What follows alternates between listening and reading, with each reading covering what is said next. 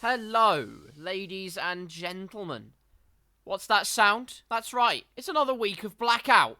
Fantastic news. I hope you're all doing very well. Welcome along to those of you that are watching the penultimate week of Season 1 of the Blackout Racing League. Today we are heading off to see who can try their luck, who's put their money on the right colour. If you put it out on red and it comes out not red, you're going to be disappointed.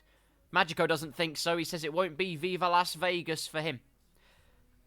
Hopefully that's not the case and he has a good week. But any roll of the dice could yield the bad results. I played Monopoly the other day, and that's how I felt the whole game. Don't play Monopoly with me. You know what? Just don't play Monopoly with me. I'm not even going to tell you why. I'm a salty loser. But anyway, we're going to head to the notebook because it's time to quickly look at El Championship, the wide championship standings. Thanasi leads by an astronomical margin. It's 140 points between himself and his next closest competitor, which is now Milo in the McLaren. We then have Timalele and Buck20 third and fourth with just 1 point separating them, with Stark hardly behind the chasing two up ahead. It's fantastic. You love to see it. Buck57 and Dirk are in close quarters combat. In fact, if my pixels are correct, they are on the same number of points. So it could prove to be a very decisive week, depending on how their luck plays out and what kind of siesta they have at Mexico. We then have Wilco in 8th with Blackjack 9th and Jay Lane in 10th. Tom in 11th, who was driving for Williams last time out. Had a monumental accident last time out. It was almost a plane crash. Luckily, it wasn't that severe. It did cost his teammate, which is unfortunate. But that's all to be said of that. Anyways, Slam is next up in the standings. And then we have... why have I said that? It's Tom, actually. Daniel's in 14th. My apologies. Tom's the one in 11th, despite not doing... Oh, crikey. Just short of 150 years worth of Blackout. He's done very well to stay in 11th.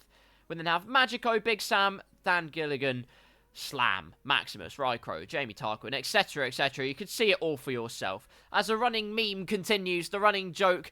I swear it's being kept up by Grimsy at this point. He can't race again for the Alfa Romeo team. He lies still joint 27th, technically, in the standings on one singular point.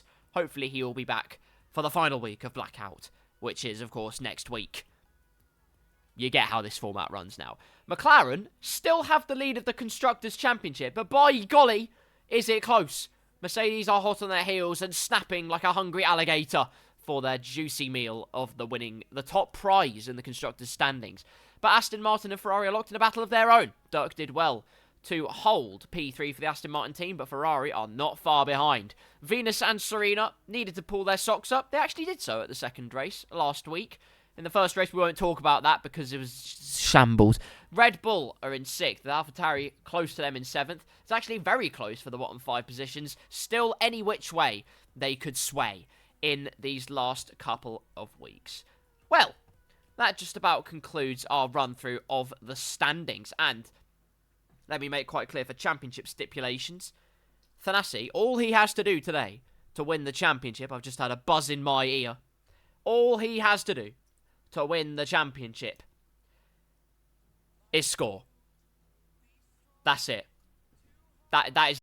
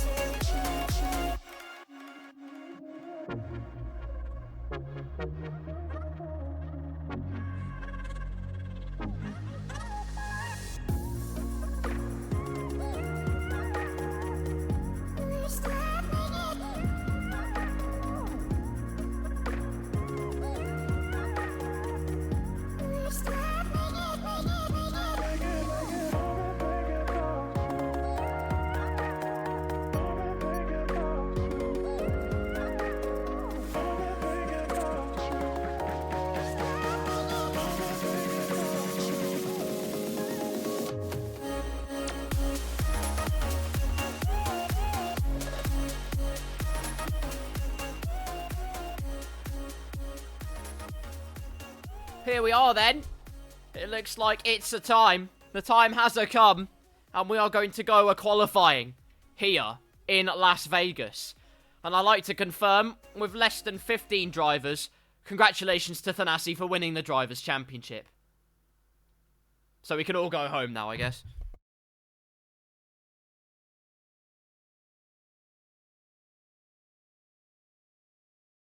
I am joking, of course. We are here for qualifying at Las Vegas. And still, despite the Drivers' Championship potentially being already wrapped up, just slightly, there's no reason why we can't have some incredibly chaotic racing along the way. We may be small in number, but we are strong in heart and brilliant in racecraft. Unlike... I was going to name drop them then, but I don't want to... do you know what? We'll leave the public naming and shaming out of it. If you know, you know. PSGL and WOR. Right. Here we are for qualifying then. For the Las Vegas Grand Prix. I've potentially just lost a job opportunity, but I don't really care. Because I'm right. So, Las Vegas then. A new track, of course, to the Formula 1 calendar. Or as I like to call it, based on the track map itself, the Hog Grand Prix. Or it looks like a beheaded hog, actually, because you can't tell me that doesn't look like a pig that's about to be rotisseried. Look at it. That's absolutely criminal behaviour. Anyway, America's track creation policies aside, here comes Buck 20, our first driver of the night here in Las Vegas. It welcomes another night race onto the Formula 1 calendar. After, of course, Singapore and then Bahrain being modified to a night race, we now have Las Vegas as well onto the calendar. And Abu Dhabi, of course. Who could forget Abu Dhabi? The race that everyone loves. Everyone's favourite. Anyway, let's run through the drivers while we're looking at Buck 20 warming up his car and his skills and his tyres. I'm sure his skills are, of course, very warm and up to speed already. Through this tricky section. So difficult to get the braking point in any lap. We're going to see probably loads of drivers, the majority of them making mistakes, left, right, and centre. Although it's only a left, so I don't know why they'd go any other direction. But the point is, we are going to see mistakes. We are going to see people pushing the absolute limits of this track where possible. Let's review the drivers, like I was saying, though. We have two AlphaTauris, Maximus and Slam, the Irish connection, hoping again for that pot of gold at the end of the rainbow. And considering they're in Las Vegas, who knows? Maybe the roulette will spin in their favour. Big Sam is the lone Alfa Romeo driver, Buck 20, so far the lone McLaren man, with Magico and Vulcan leading the lineup for the Endstone outfit of Alpine. Daniel Gilligan is the lone Red Bull once again, Stark the lone prancing horse. He's going to have a gallop in his step in order to get the big points today. We have two Mercedes of Buck 57 and Thanasi, Buck 57 on an outlap, J Lane, just for, on his one's words, for Williams, and two Aston Martins out and about. Well, with that being said, turn up the noise, pedal down to the floor, on board with Buck 20 for a lap of Las Vegas. Brake late as you dare, and hope the car glues itself with the aerodynamics round the left-hander. This corner a bit deceptive. You almost want to hug the inside a little bit, but if you do so, you don't have the momentum on the way out. You just want to carry as much speed as possible through those first two corners without clarting the wall and looking like a fool. I am the modern day Shakespeare. Thank you for commenting. Through the right-hander, again braking about 100 metres if you're feeling very brave. Through here, does he outbrake himself? No, actually, pinches it very nicely in there indeed. Fantastic there from Buck 20. As we now go through the left-hander, Car slides through like a hovercraft, and then you pin it as you go down this little back straight, which turns not into a straight, it's a right-hander. The best sector one of the session, because it's the only one to have done one. Through the left-hander then, which turns very quickly into a braking zone. You can cut the curb a little bit, but chooses not to. In fact, squares off his line a lot more. You want to be a little bit adventurous if you can, because you want as much momentum onto this straight. One of the longest in Formula 1, I have no doubt. It seems that when you have a track and you want it on your resume, build a massive straight. Best sector 2 of the entire Grand Prix. And I must say already, looking at this track, for real-life prospects, I don't have the highest hopes in the world. I'm just saying. Again, am I wrong? Probably not. However, with the long straights, there will be lots of DRS overtaking, which everyone loves, I'm sure. A very clean, calm and collected lap from Buck 20 across the line for a 1 minute 32.5. Next across the line is Big Sam in the Alfa Romeo. Let's see what he's done. 1 minute 33.6 with Dirk 1 minute 34.8. Next up is the Alpha Tauri of Maximus. Maximising the performance, going past the ceiling towards the sky. In fact, sky isn't the limit. Go past the sky. Space is even further. If you really count your lucky stars, Maximus is trying to do so. And with the stars gazing upon him, he goes up to second with a 1 minute 33.4. Very nice start there. However, all eyes on Buck 57 now as he goes across the line and takes P2, demoting down Maximus to third place. Across the line comes a Red Bull to start his flying lap, the lone Red Bull of Daniel Gilligan. And in the pirouette contest, it's a 50% score because he only did half. Next up then is J-Lane. It's not J-Lane actually, it is Alpine. It's Vulcan. Daniel Gilligan's retired from the session. What on earth's happened there? It's been a cataclysmic, catastrophic accident. Stark says this track is going to be bad. And I agree in all senses. Daniel Gilligan is the first one to have met Barrier. Timalele, meanwhile, with a 1 minute 32.0. Welcome back to Timalele. Had the week off last week. Apparently his current monitor is in repair. But even with substandard equipment, he is proving to do the goods for Aston Martin. P1. Fantastic stuff. Well then, stipulations in this qualifying session then. If you get it right, you get it very right. If you get it wrong, boy, do you get it wrong. Daniel Gilligan, the first one to meet a terrible fate in the Las Vegas streets. Like I said, we're going to see many, many drivers probably just overreaching the limit slightly. Especially into that braking zone, which Timalele has just gone through. And if you push them too far, there are walls everywhere. If you're claustrophobic, look away. That's all I'm going to say.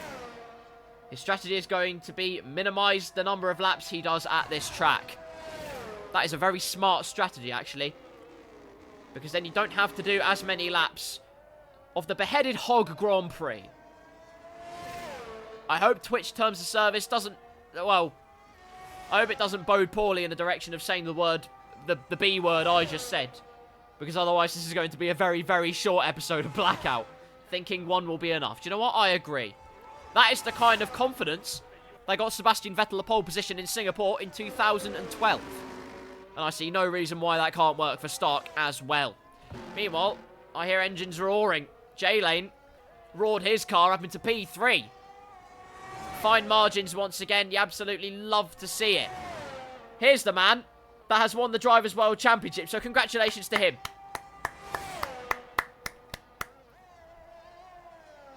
There's only so much I can do. I haven't linked sound effects up yet. Otherwise, there'll be a rapturous applause. It's just me. But anyway, on his outlap, so is this wonderful man, Magico. Look at him go. Has been the maestro. He's been conducting the Alpine Orchestra somewhat. And that's not how you break into that corner, I must say. That's not quite what I was hoping for. Anyway, back with Thanasi then. How many people can I jinx in one day? That's going to be my question of the day. Let's find out. Hopefully not too many. Let's go. Let's ride on board with the championship leader then. For a lap of Blackout. And I'll speak over it for once. So I've let you sit in silence long enough. Through turn one. Pinch the car in. Try and get on the power as early as possible. So easy for the rear tyres to scream for resuscitation. But he makes them comply beautifully. Maximus has already retired from the session. No idea what's happened there. Him and Barrier have had a snog. towards the next corner. Brake as late as you dare. 100 metres out. Aston Martin gets dutifully out of the way. And we continue our progress. Big, big slide out of the right-hander. Goodness me, I told you they'd be pushing the limits and then some. Brake as late as you dare, in as much of a straight line as you can as well. You don't want to compromise yourself by braking and turning, potentially locking those brakes, and then really compromising your exit and your confidence. But planting on the power, he's not short on confidence, this Tanasi, let me tell you. After all, he's named after Zeus, and if he named after Zeus, I'd hoped you'd have it by the bucketful. Through this corner, does clip the curb a little bit. Could afford actually to do a little bit more, but I can't really talk because I'm not even on the championship standings. Be right back, I'm going to go cry. Down the long straight. So I say the long straight. It's a purple sector 2.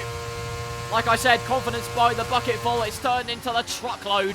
Brake as late as you dare for this corner. Can't really cut that curb too much because you bottom out the car. You skate on like Tony Hawk and you look like a fool. But down towards the line, a 1 minute 32.0 is the benchmark to beat. The time tumbles, and it is not current pole position. A 1 minute 32.1 then. Timalele still holds pole position at this current moment. A best Sector 2 and Sector 3 from Thanasi could potentially mean he's running lower downforce, which is what you need at this track, really. Thinking about the overtaking zones here. Those massive straight, the one massive straight, especially with DRS, you are going to slingshot using the slipstream. That's exactly what you need. Timalele, again, out for a lap here in Blackout.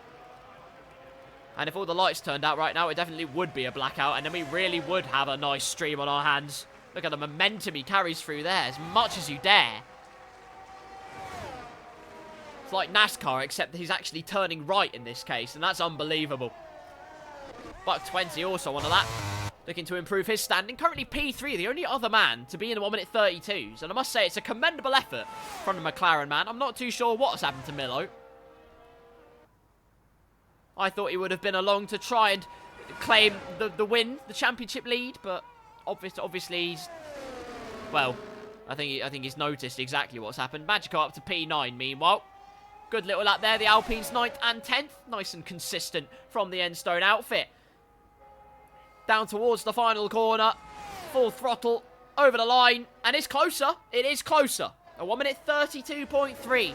Under 3/10 off pole position. Buck 20. Don't write him off just yet of being in the discussion for pole position. Because he seems pretty keyed into this track. Let's see who else is lapping then. Big Sam is lapping. He's just started one. Across the line he goes and unleashes the Italian Fury on the Las Vegas circuit. It's Dirk that's going to cross the line and moves up to P9. I literally am Shakespeare. This is great. Timalele now, the next man to put his pedal to the metal. Show how much iron and fury he really has. The answer is not enough. He's going into the pits. Let's see what Slam's up to. Slam hasn't lived up to his name, which is actually very crucial and well done at this track, because that is not what you want to do. Walls surrounding you at every crevice. And let me put it this way. It's a lot more detrimental actually going into the wall than staying on the track. Duh.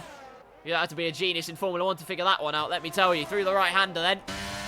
Hugs it briefly and then actually carries the momentum very nicely indeed. A great little line there from Slam. DRS wide open, giving it the fresh air a good old suck. And you don't hear that on an F1 commentary very often. Towards the right-hander. Again, you don't want to hit that curb too much. In fact, could try and almost brush the wall a little bit. Give Barrier a little peck on the cheek. A smack across the chops. That's too hard, actually. Don't give Barrier a smack across the chops. He's not very fond of that.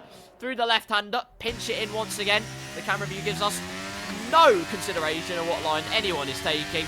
Thanks, Codemasters. But that seemed to be a very decent showing indeed. I always hug the inside there. Try and minimise the distance carried as much as possible. Again, though, I'm not on the driver's standing, so I'll go and cry. Maybe one day, who knows. I'm quite happy behind the mic for the moment. Means I can't have any skill issues. Instead, my voice can. Down the back straight then. DRS wide open. Like I've said many times, the primary overtaking zone at this track. Or in Max Verstappen's case, a bit of sightseeing. Purple sector 2 from Slam. Hello. Sorry, I'm sitting up in my chair now and I'm looking very wide-eyed indeed. Not that my Monday night has been interesting, but I'm actually looking very intrigued at what Slam's going to conjure out of the magic hat.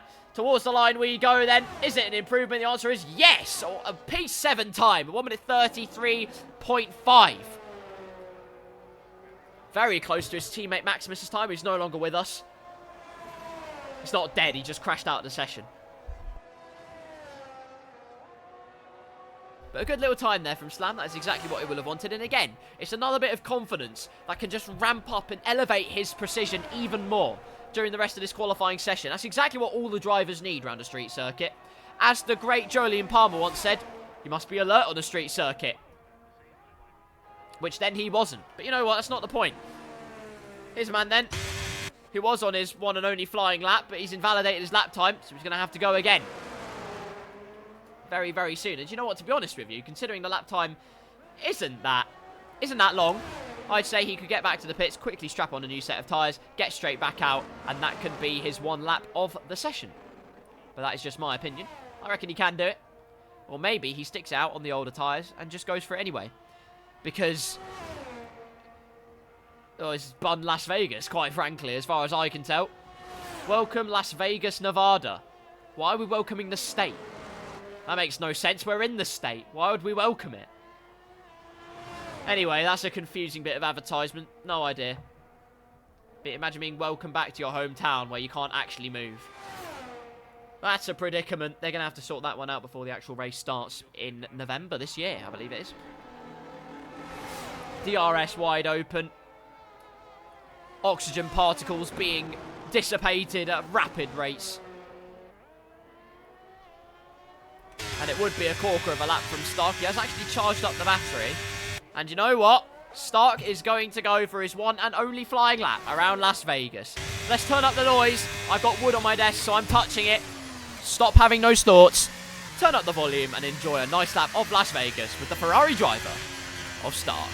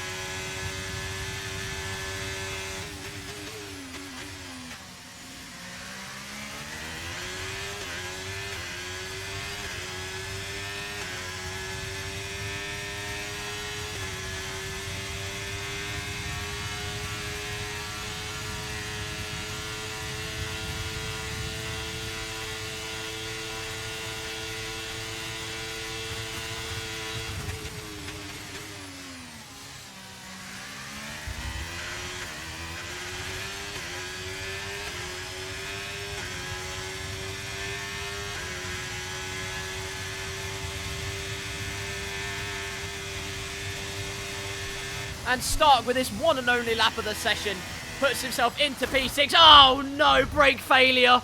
I don't believe it. The Ferrari man, luckily his brakes lasted the whole lap, so really it's not that much of a problem. But it's devastation for the prancing horse. It's got gangrene. But you know what? It doesn't really matter. Stark, with his one and only flying lap, delivers the goods. And is up to P6. And meanwhile, while all that was happening, holy mother of Olympus, Thanasius set a blistering lap time and is 6/10 ahead of his nearest competitor. That is the kind of pace and consistency and ferocity that has made Thanasi such a force to be reckoned with in this championship in Blackout. But there are still lap times to come down. There are still people on lap times. One of those is Dirk in the Aston Martin. Through to the right-hander. And Barrier has been smooched. That was quite weird. I don't know what I was going for there. Through the left-hander. Ooh, very nice. Right, before this doesn't turn into a Blackout stream, let's get back to normality. Barrier, again, is getting he's getting fondled, quite frankly. I don't think this meets Twitch terms of service at all. Dirk, 4/10 down currently on either the pace or his previous lap. I assume it's the pace, but anyway, through this corner, squares it off, and decides that it was not enough. And that will be that for Dirk in the Aston Martin. What's Buck 57 doing? The answer is he's had a skill issue, and he's met Barry Hart, and he's got egg on his face. He says, "You must be yoking me." No, I'm dead serious. I'm afraid Barry Hart is the force to be reckoned with. Squares off the line a little bit. Avoid the front wing debris in case you get a rapid puncher. Don't want that at all. Buck 20 is weaving down the straight. He must be so confident in his lap time. He's just having fun now. Look at this. I was running out of ERS and fuel on that lap. Well, you know what? You're still P6. So I tip my hat off to you. If I was wearing one, I would anyway. Buck 20 has invalidated his lap time. That'll be the end of the McLaren man session here in Las Vegas. Unfortunately, he did put it on red and it came out red. The stewards didn't see it that way, though. Timalele has a few more corners to go and could be the only real threat to pole position then. The Aston Martin man, I've hardly watched his lap, but could it be something special through the final corner? No, it is not. It is not something miraculous. In fact, Jesus did not take the wheel on that particular occasion. It's about 4.5 tenths off Thanasi, who has absolutely come out of nowhere and sprung a huge surprise on the rest of the grid. An unbelievable lap time from Thanasi, who is back in the garage. Timalele will have to settle for P2, but as we all know, the points aren't awarded on Saturday. They're awarded on the Sunday. But it's Monday. So what does that mean? That's a paradox in itself. Stark keeps his P6 despite the crippling brake failure and all the rest. He's still with his one lap and running out of ERS and fuel and probably tyres as well. Still did a mighty effort to put it in P6 and not too far behind J-Lane and Buck 57 ahead. I can only assume Las Vegas, of course, is going to be unbridled chaos. You know what, Buck 57, I was going to say just crash if you're watching.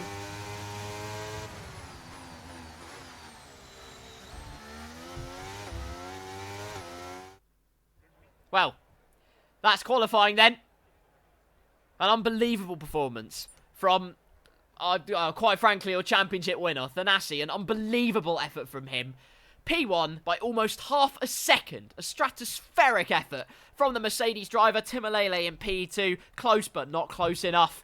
Buck 20 P3, a great result from him with J-Lane in 4th. The British have 5th and 6th, with the Irish connection in 7th and 8th for AlphaTauri. Big Sam in 9th, with Magico rounding out your top 10, with Vulcan Dirk and Daniel Gilligan going for a last to first challenge in 13th in the Red Bull. Unlucky for some, but I'm not a superstitious man, and hopefully Daniel Gilligan isn't either. Because I'm sure there's going to be, quite frankly, chaos unleashed in the race. So there we are then. We now head off to the race. And based on Stark's comments, he's wishing we weren't. Here we are then. It's Sunday, or Monday, again. But either way, it's the Las Vegas Grand Prix. The inaugural Las Vegas Grand Prix. Formula 1 hasn't been here, but we can in the game. Whether it's accurate to real life or not is another matter. We saw how Jeddah looked in 2021 in comparison to the game. The curbs were flatter than me in F1 2021 on that track. Nowadays, I've built myself up to look like the curbs, although that's a bit weird, so let's move on. We're here looking at many DHL sponsorships, and let's see what kind of race we can muster up, what can be conjured here in Las Vegas. It's going to be a one-stop, I would imagine. Whether you go mediums to hards or mediums to softs is the big question. Or maybe even softs to hards. Go aggressive and then allow the tyres to just take you to the end. That is the question. And we will have all the answers very, very soon indeed. Of course, with walls at every single avenue, no driver is particularly safe around this track. Even Thanasi himself, in some insider information, said while he was practicing the track, he had a few nice siestas with Barry Hart. Or not nice when damage is on. But we're going to have to find out exactly what happens there. Hello, everybody that's watching. If you have just joined, welcome along to the Blackout Racing League, the penultimate round, the penultimate week of Season 1. We are here for Las Vegas and Mexico, which on the game, I'm pretty confident, are two of the tracks where basically you might as well use crude oil instead of Pirelli tyres, because that's how much grip it feels like there is at these two tracks. Especially at Mexico, where, generally speaking, I feel like downforce is more king than Las Vegas, where I can kind of see why the grip will be lesser, because you have to use less wings, because otherwise you're a sitting duck on the straights and you look like a fool. Whereas in Mexico, you have that long back straight, but at the same time, the downforce is probably king. No formation lap, 5 red lights.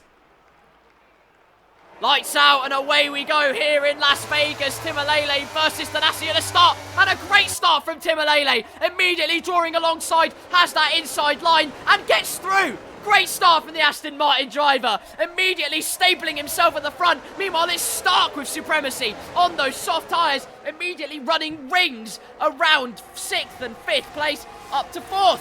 Fantastic stuff. Magico as well getting stuck in up to 8th place for the Alpine. And Daniel Gilligan up 2 places already. Buck 57 down the inside contact. Big Sam into the back of Magico. Looks like no damage though. And it seems to have helped Daniel Gilligan a treat, because up to P10 he goes. The Red Bull's up to luck and diving down the inside. A very forceful move. Almost isn't on at that corner. You almost have no time at all. My voice agrees, that's broken off into another dimension. But incredible racing already here in Las Vegas. Timalele first then, leading by just over 7 tenths. Thanasi will be in hot pursuit though. Buck 20, has he gone for a high downforce setup? Because if he has, I expect to hear literal tears through the screen. Oh, virtual safety car, Daniel Gilligan's out. Oh no, met the barrier on the left-hander on the exit. Took too much momentum, could have skipped over the curb. In fact, it's Big Sam with front wing damage. Could well have been contact between the two. We have no idea, because I'm a fraud and I missed it. If there were live replays in this game, I would use them right now, because I would have loved to have seen what had gone on there, as I was just jotting through the order, seeing the stipulations. Well, 1, I can't, and 2, we have a full safety car, in fact, because of course, well, the Red Bull is stricken at the exit of that corner. So does fortune favour the brave? In Timalele and Buck 20's case, they think it does. Immediately switching tyres. The medium's coming off, and I can only assume hard tyres going on for the rest of this race. The answer is yes, they do so. In fact, loads of drivers in. Slam is in, Dirk is in, Big Sam is in for some big tyres. Buck 20, what on earth? He's been held up hugely in the pit lane, it looked like. Now down behind Slam. And aliens happening there with Dirk. I have no idea what's happened, but we have a safety car already here at Las Vegas. And I'll be honest, I think we all predicted this would happen. I can't lie. Big Sam gets his nose changed, and unlike Voldemort, comes back with a new nose.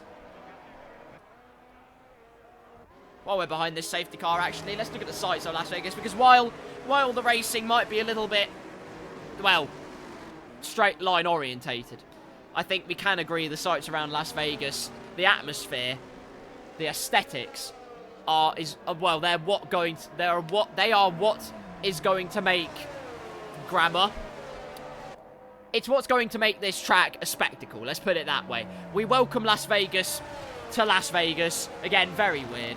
Thanasi now, assumes the lead as a result of him not pitting under the safety car. We then have Stark in P2 when he started P6. And said he'd only do 1 lap in qualifying with older tyres and low fuel and ERS. If you said at the end of lap number 1, going on to lap 2, you'd be in second, he probably would have laughed in your face and slapped you. But you know what? He's going to be slapping his thighs with delight.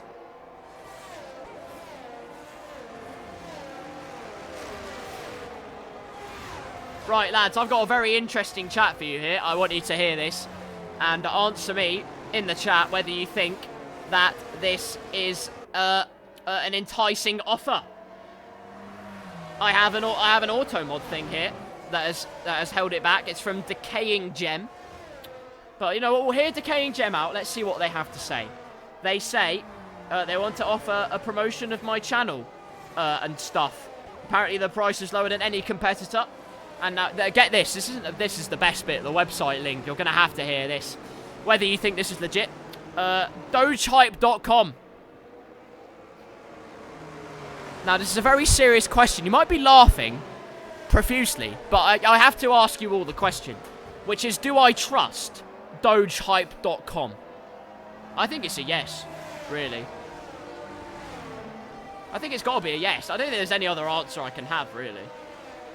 I mean, you don't say no to dogehype.com. Do not say no to dogehype.com. Well, you heard it from my brother. We're going to dogehype.com, everyone. I'm going to be Twitch famous. Oh, I do say no, apparently. Well, there's always next time, isn't there? There's not next time. That's a lie. Don't use bots. Just be a decent human being, basically. Lightning Raiden. Hello, Raiden. Thank you so much for the follow, and welcome along. Hopefully you are enjoying the racing and the fun and the chaos so far. Lap number 3 of the Las Vegas Grand Prix. DRS would be enabled, except we had the retirement of Daniel Gilligan.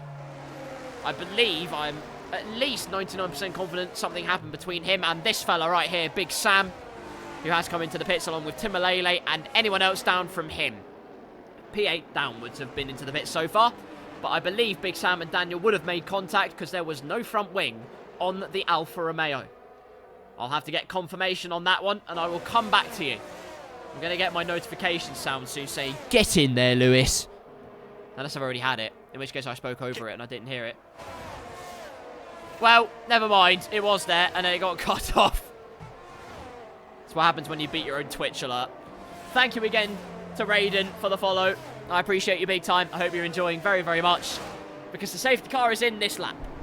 And we are going to get straight into some more racing here at Las Vegas. Tanasi will pull the trigger when he wants to. He has full control. We're right on board with Stark. Has managed to actually save his soft tyres a bit and could be a bit of a dark horse. Let's find out. Here we go then. Tanasi feinting to the pit lane there to break the slipstream a little bit, but we are racing again here in Las Vegas. Look at the slipstream effect that Stark has almost immediately, almost underneath the diffuser and almost a half spin. Goodness me. Stark manages to collect himself though, and there is no more problems other than that. Buck 20 is already back into the pits because he needs a new front wing. What on earth have you done? Anyway, back to the front here. Maximus is the one on the move. In fact, it's Timalele on the move. Straight past Vulcan on those new hards up into P7.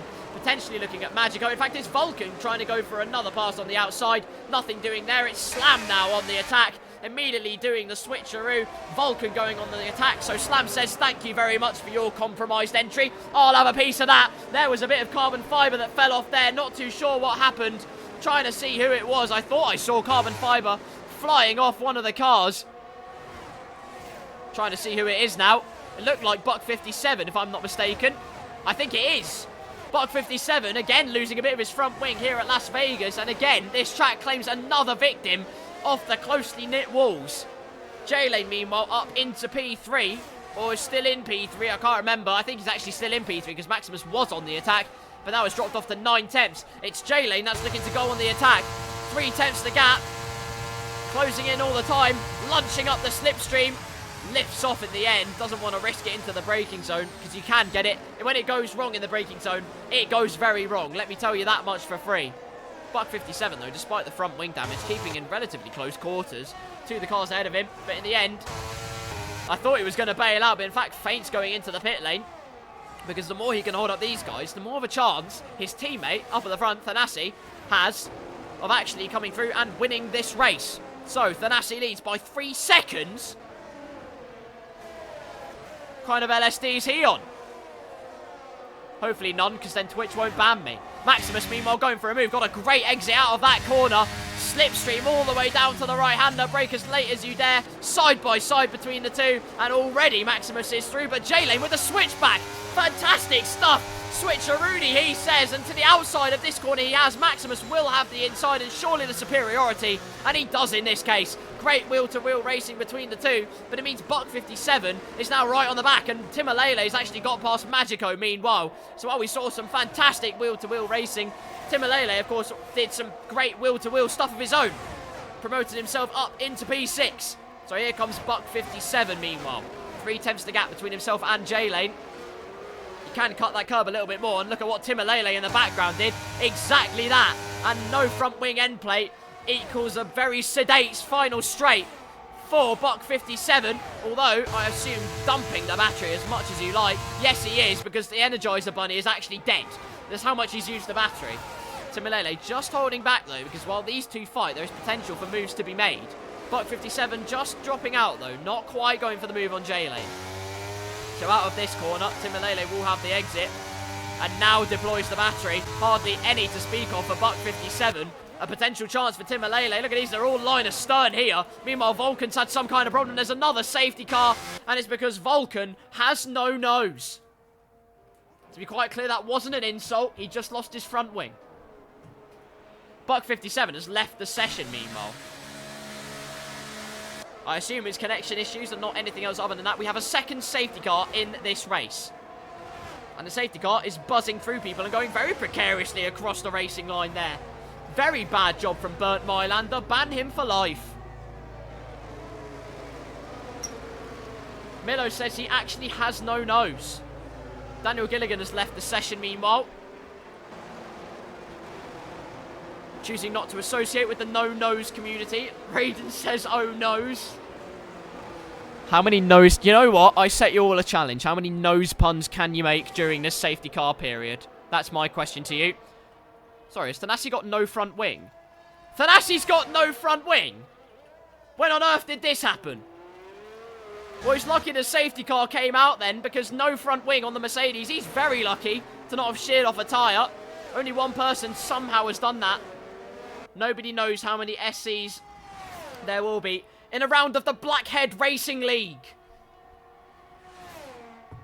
It's probably not quite right, I'll be honest with you. Jay says so many. That's my challenge for you then. Make as many as you want. Entertain yourselves. Because you might as well here. While we're here under the safety car, of course, while we're waiting for the drivers to catch up to the back of it, and while pit stops, of course, will happen, we'll ride along with Timolele, as I'm sure Thanasi and co will pit. And there's a chance here Thanasi actually gets demoted down the field significantly. Because, of course, he has that front wing damage, so it's going to take just that little bit more time here. Can Stark get out ahead? This is the question. He phases through Buck 57, but no, he does not. Well, that was anticlimactic, wasn't it? There you go, then. Milo says Volacan. That's an interesting one. He got a bit too nosy down the inside. Oh, God, this is getting good, isn't it? Is Blackout scripted? Says my brother. Only the cryptic KarlsCars knows. When will someone beat Zeus? Nostril Higwa. Do you know what? These are really good. That was just spare excitement leaving my body. Here we are then. Blackout Racing League, lap number 7. Welcome to everyone that has joined in the chaos. Because it's another safety car. It's our second safety car, in fact. Because a few people decided to have, well, nose transplants. That's what happened. It's an Aston Martin 1-2 currently. Timolele and Dirk are leading the lineup. Unbelievable. Who says fairy tales don't happen in Las Vegas or in Formula 1? Certainly in the Blackout Racing League, fairy tales run a rife. Meanwhile, let's look at some fun facts here while we are trundling around Las Vegas, while the rest of the chat makes some nose puns. No, keep making them, honestly. I am genuinely entertained. I'm going to have a fun time. So, what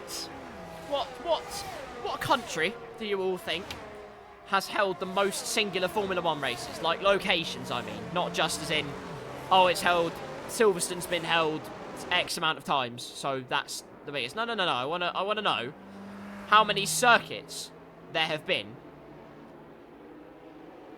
for one singular country.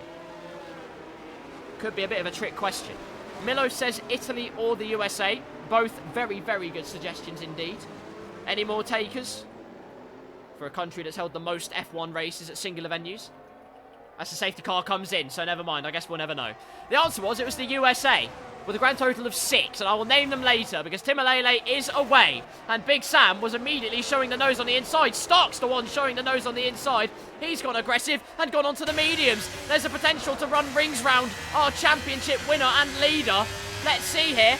Thanasi leaving space courteously on the outside.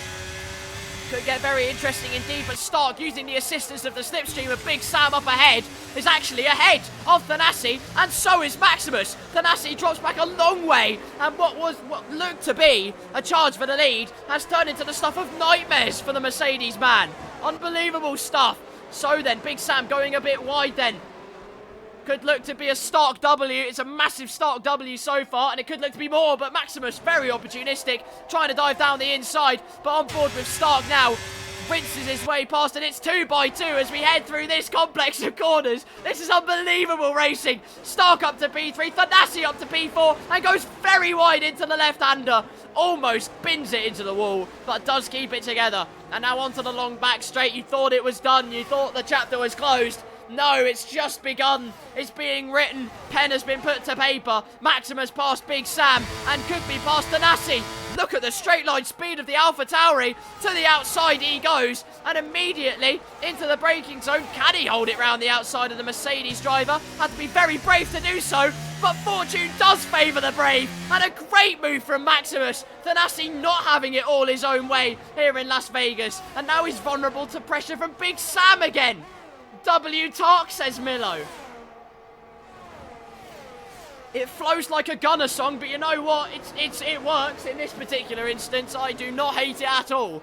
Timilele, meanwhile, with a gap of 1.4 seconds as J-Lane is past Buck 57, as Buck 57 has gone for some sightseeing at turn number 1. Great stuff then. The close racing has only just begun after that safety car, and long may it continue. The gap from Timilele to his teammate, 1.6 seconds currently. And I must say, Dirk has been a standout improver for me. Did very well at the USA last time out. Was in the hunt. In fact, did get a podium at the USA after a great battle between Wilco, Milo, and himself. A 3-car slobber knocker all the way to the finish line. It was absolutely wonderful racing. In the end, Wilco did come out on top on track, but with a time penalty, it was Milo that claimed P2 and Dirk in P3. My brother says only Timilele knows if he can front-run his way to victory. As J-Lane luckily gets past Buck 20. Something's happened to Buck 20. Looked like he went very wide indeed into that corner. In fact, it's worse than that. I might have the reason as to why. It's more front-wing gremlins for the Bucks. The Bucks are bringing the fizz, but only in the carbon fibre blending section. It's not gone their way at all. Meanwhile, Slam's getting past Big Sam. Down the inside he goes. Doesn't live up to his name very gracefully and gets past. Although Big Sam with a bit of a slide out there. Almost clips the wall. DRS enabled on this lap. Stark P3 then has caught up to the back of Dirk. The gap now 2.7 seconds between himself and his teammate Timilele.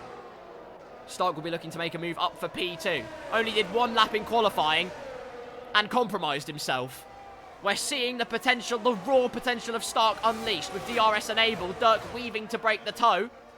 As long as the car's not too close when you do that, I'd say it's relatively safe, but you just got to be careful how many times you move. Otherwise, you irk the stewards a little bit. Or just irk me in this case. Codemasters don't really care about the weaving, I'll be honest with you. Look at this, they're all line astern. All aboard the Dirk machine. Serving first-class cuisine. They've actually got some Spanish cuisine. They've got some paella. Heading to Mexico next, so they thought they'd set us up for the journey there. Spanish, actually, it's not quite right. I meant tortillas, should I say. Stark dropping a little bit back, actually. Half a second the gap, but you know how powerful the slipstream is. He actually has been quite clever about this, because he actually gets more slipstream, just dropping back a little bit. Yes, Maximus will have the immediate slipstream, but Stark will have the prolonged slipstream effect. And that is going to bode very, very well indeed. Meanwhile, it's J-Lane getting past Big Sam. Gone a bit wide into the left-hander and carries on his merry way. The prolonged slipstream then. Stark, the first to mince. Here comes Maximus, the second to mince. Can Thanasi do the same? No is the answer to that particular question, although Dirk's still on the outside. Oh, almost had a nose in there. Almost an insane pit manoeuvre, and Thanasi does get past on the exit there as Dirk was compromised as he had his front wing alongside the right rear of Maximus, who has really maximised this race so far. Stark dub, a common occurrence. You are absolutely right, my bro. I'm actually cringing inside saying that. Put me in a blender. Buck 20 into the pits meanwhile. I can only assume he has turned into Lord Voldemort. No, he hasn't. He's decided his front wing end plate misdemeanor, in fact, was too much to handle. Thanasi with slipstream. But on this straight in particular, it's very, very difficult. As Buck 57 gets past Big Sam and could look to get Slam as well. Potentially looking to the inside. Does Slam leave space? No, he's not alongside, and he's entitled to take the racing line, as he does. Great racing and respectful racing from everyone in this race so far. And you love to see it indeed. Buck says fourth wing lucky. Well, we've had 2 safety cars so far, so you know what? I wouldn't put it past you. He's gambled on it. The gamble might not be too far out. What a dive there from Thanasi. Down the inside of the left-hander, contact made. And sliding out of the exit. Look at the compromise it's had. 1 second behind Stark. And that's not what Thanasi wants if he's to be chasing down Timalele for the victory.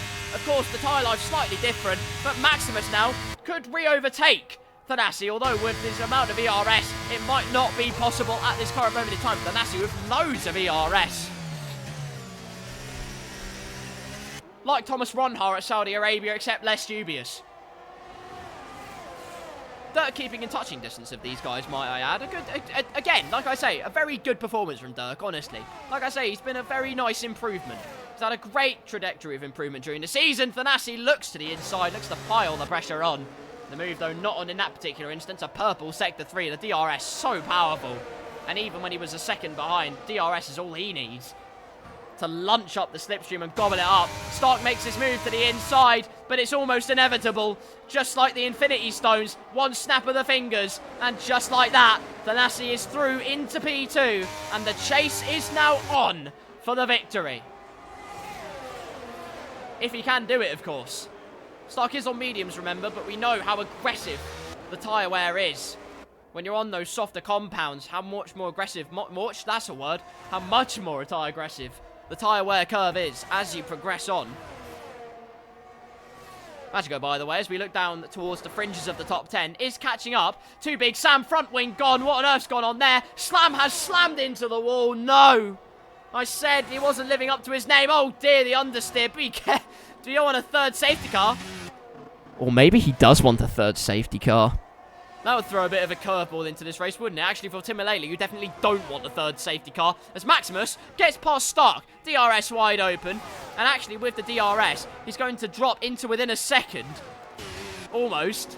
Off Thanasi up ahead. Meanwhile, Buck 57 gets past J-Lane, and the front wing damage from earlier seems like eons ago. He's having a great recovery through the field. And Mercedes finding the goods as they look to try and get that Constructors' Championship lead at the end of this race. So far, looking very good indeed. Magico, meanwhile, did get past Big Sam, up into P9, but the battle is not over yet. Big Sam with a time penalty, but remember, he'll now have the compliments of DRS and Slipstream. Oh no's again. Oh, for God's sake. Like, honestly, Slam is still out on the track with no front wing. Interesting.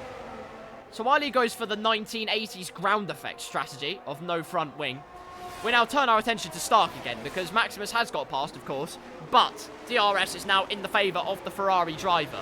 And let's not write off J-Lane potentially getting past Buck 57 if he stays within DRS range, although it depends what tyres J-Lane is on. The answer is mediums.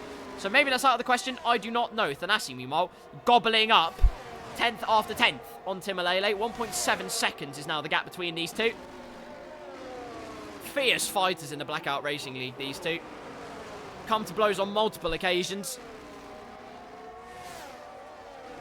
More often than not, it's actually ended worse for Timalele on the whole. Remember back to Singapore? No, you don't, because you couldn't see it. And I have PTSD every day. Stark, meanwhile, DRS, clean as you like. It's in the textbook. He understood the assignment. The script was written from early. And J-Lane also understood the assignment. And with DRS wide open, he engages his flap, gets me banned on Twitch, and moves up to P6. Slam, meanwhile, also uses DRS. And look at this, with no front wing. Slam, a standout performance there into the braking zone. Though he goes. Can he get it slowed down in time? The answer is yes, and despite having no nose on his car.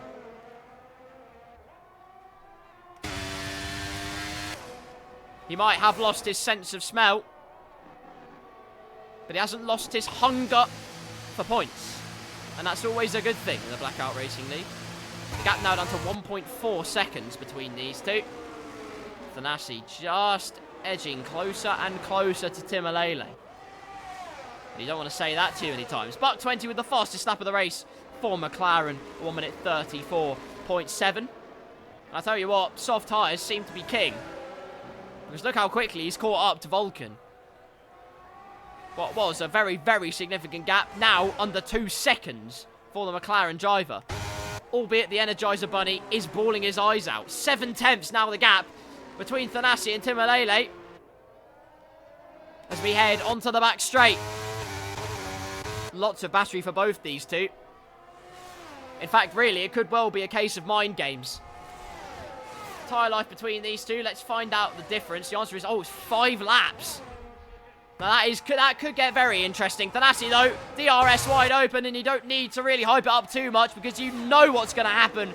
It is inevitable. Thanasi, the championship leader, back up into P1. His pole position, starting position, is reclaimed. But now Timalele will have slipstream and DRS. And tactics are now the order of the day. Buck 20, meanwhile, has got past Vulcan. And I told you these soft tyres were working well. You don't realise how well they're working until you see how he's gobbling up seconds upon seconds to his next closest competitors. Through the first couple of corners, Thanasi on those newer tyres. Using that momentum. Timalele will have DRS. Slowly nibbles down on that gap. The gap now under 5 tenths. If there's anyone that can compete with Thanasi, it's this guy. In this race, even on older tyres, it's just a bit of magic Timalele's driving.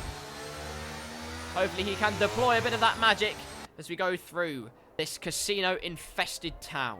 Just under a second is the gap. Thanasi will be desperately hoping he can break out of there. Timalele not particularly using ERS, although we don't think he needs to. He's under that second threshold and will have DRS. So, he still remains in range, does the Aston Martin driver.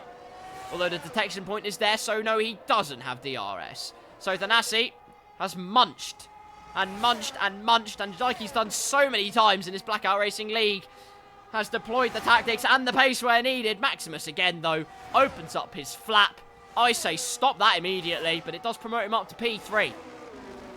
I'm not saying carry on, but it's clearly doing some good for him in this race.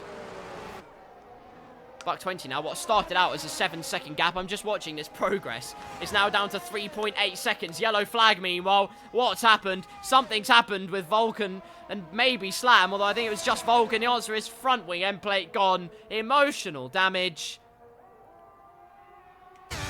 Slam lets through Vulcan, though. It looks like it. The steward's got a little bit dubious there for a second. There's a yellow flag in Sector 1, meanwhile. What on earth's happened? Something's happened with Maximus, and he's reset himself onto the track, it looks like. And that is not what he would have wanted. He was right in the conversation for a podium in this race, but now finds himself loitering in P7. That is not what he would have wanted at all. The heat and the pressure here at Las Vegas just getting too much, too hot to handle. Oh, big slide out of there as well. I thought it was going to be a collision with the wall. I was waiting with bated breath. Luckily, in this case, it is not a catastrophic collision for the AlphaTauri driver, and we carry on our merry way with green flag racing. Could be wheel issue. You are actually quite right.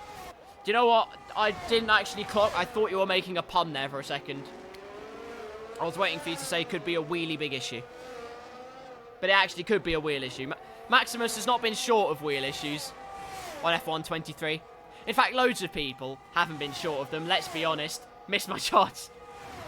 I've planted the seed. Next race comes, there's a chance. Trust me. I probably would have forgotten by then. I have short-term memory loss. Buck 57 in the slipstream. Timilo says skill issue. Oh no. Buck 57, meanwhile, still using that slipstream. Dirk has fended off the charge of the Mercedes man, just about, on this particular occasion. On 5-lap older medium tyres. How much longer can they last out for in the course of this race? Like I was saying, though, it's not just Maximus that's been having wheel issues. Everyone has. Let's be honest. Most people have had it happen to them at least once. And if you say it hasn't, well, you're lying, because it has. And if you think it's just exclusive, like it's a Thrustmaster thing, as I discussed last week, no, it isn't. They've said they've fixed Thrustmaster and Logitech. I have a Fanatec wheel, and it still happens to me on occasions midway through the race. Just makes me die inside, I'll be honest with you. Timilele, meanwhile, seems to have found a new lease of life. What was 1.7 seconds is now down to 1.2. So I'm just going to watch that eagerly. It's this battle, though, for P5 that I'm eagerly awaiting. And also Buck 20's progress through the field. But he said fourth wing lucky. And he's kept it clean. And I'll tell you what, the tyres haven't been in bad shape either, let's be honest. A bit of a slide out for Big Sam there. 15-lap-old hards now. On the penultimate lap of the race, by the way. Feels like it's flown by despite the 2 safety cars. Controller enjoy... Well, yeah, if you have a controller, you're laughing, really, aren't you? Buck 57, meanwhile. DRS wide open. You saw it coming from a mile away. And on a straight, that is probably a mile long. Buck 57 inherits P4 in this race. Buck 20, meanwhile. I said he was going to be close to promoting himself again. The tyres keeping himself in good shape. 6 laps old, but fortune favours the bold. Well, I mean, it was a front wing issue, quite frankly. Buck is on the charge, I will admit. And those soft tyres are working a treat for him. One more lap to go then. And I can finally commentate this appropriately. I'll see if Dirk does manage to get a little cheeky move done. Still keeping within touching distance of Buck 57, despite how old his medium tyres are. He's kept somehow keeping pace with him, so fair play to him. Bit of a slide out there, going for some Tokyo drifting. I thought we were going to have a drift competition at the end of last race, but actually, it almost turned to slicks at the end of last race. So that was quite something. Had the race been a little bit longer, had we had a bombshell safety car, could have been very interesting news indeed. Dirk will have DRS then if he keeps this up. Timilele will not have DRS. He is 2.4 seconds behind, and the average F1 viewer will know that that is not going to yield him the opening flap. Dirk 8 tenths behind and will use DRS to try and get past. But while he does that, let's look at this man. I haven't been able to commentate it properly. I missed it the past 2 races, even when he went last to first at the USA. But it's what he's done so many times. He's had peerless pace, unbelievable consistency, and round the final corner to win the Drivers' World Championship. Thanasi is on top of the world in Blackout in Season 1. Brushes barrier for a celebratory smooch. Timilele, his closest competitor in P2 for today. Buck 57 just gets Dirk by 5 thousandths on the line. Goodness gracious me. Close quarters racing right to the very end. Dirk would have thought he'd had it with DRS, but it was just not enough in the end. Stark, meanwhile, I will not skip over him. A credit to him. 1 lap in qualifying and takes the final podium place on those medium tyres. Fantastic effort from the prancing horse. J-Lane in 6th there, quietly making his way through this race. Maximus still comes home in P7, and despite whatever happened on that lap at the first corner, I can still say it was a good race from him. Great consistency. We just wait for Vulcan to cross the line in the Alpine. Another one of the drivers. So many drivers met barrier today. For some, it affected them less than others. For Vulcan, it was a catastrophic circumstance, but still will cross the line to claim good points for Alpine. P12. And well done to him. Woof. Great stuff then. Goodness me. Well, I'll tell you what. If Las Vegas is like that in real life, we're going to have a wonderful time, aren't we? I certainly hope it is. That seems to be what constitutes a good F1 race for the average F1 viewer. If there are a million safety cars and carbon fibre pieces shattered all over the place. The podium then. Your Drivers' World Champion lifts the winner's trophy. Hand on his heart. Home is where the heart is, they say. And he's always been at home on a racing track. Unbelievable from Thanasi. Timilele gave it everything, but just the tyre life difference was effectively what signed and sealed the victory for the Mercedes man. Stark in P3 though. Never write off Stark is all I'll say. He always seems to pull the magic rabbit out of the hat. Fantastic stuff. Well, we've seen your podium, Buck 57 by 5 thousandths, like I say. What an unbelievable end to that race for those two. Wish I was following that instead of saying that Thanasi had got jiggy with barrier, but you know what? I'm sure they'll have a lovely point of view for me to look at later. Incredible stuff between those two. J-Lane in P6, Maximus in 7th, Magico in 8th, who said he had a boring drive for about 10 laps, and he was just having a great bit of sightseeing. So that's good. Buck 20 recovered to P9, the soft tyres doing the job. Big Sam in 10th with Slam and Vulcan in 11th and 12th. Daniel Gilligan, your only retirement in P13. And if Red Bull come to Vegas and do that in real life, it'll be a dream. So wake up, wake up! You've been dreaming for 70 years. Red Bull is still winning. No, I kid. I don't know. Maybe someone will. I touch wood that someone else will win a race in the real life season. This season. But, we'll find out. You never know. You never know. It could potentially happen. We wait and hope. At least. But you've got to commend the effort Red Bull are doing in real life. Let's be honest. Well then. That concludes a wonderful Las Vegas race. I've properly crowned the driver's champion after 3 attempts, 2 attempts of which went a bit pear-shaped. But this time, I managed to deliver on that occasion. So thank God for that. Tim Alele, consistent as ever, despite using an inferior monitor. Magico says Milo is a dad. Interesting. Anywho.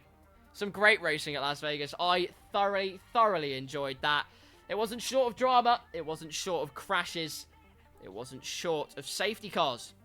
But in the end, it was Thanasi that came out on top, as he's done so many times in Season 1 of the Blackout Racing League.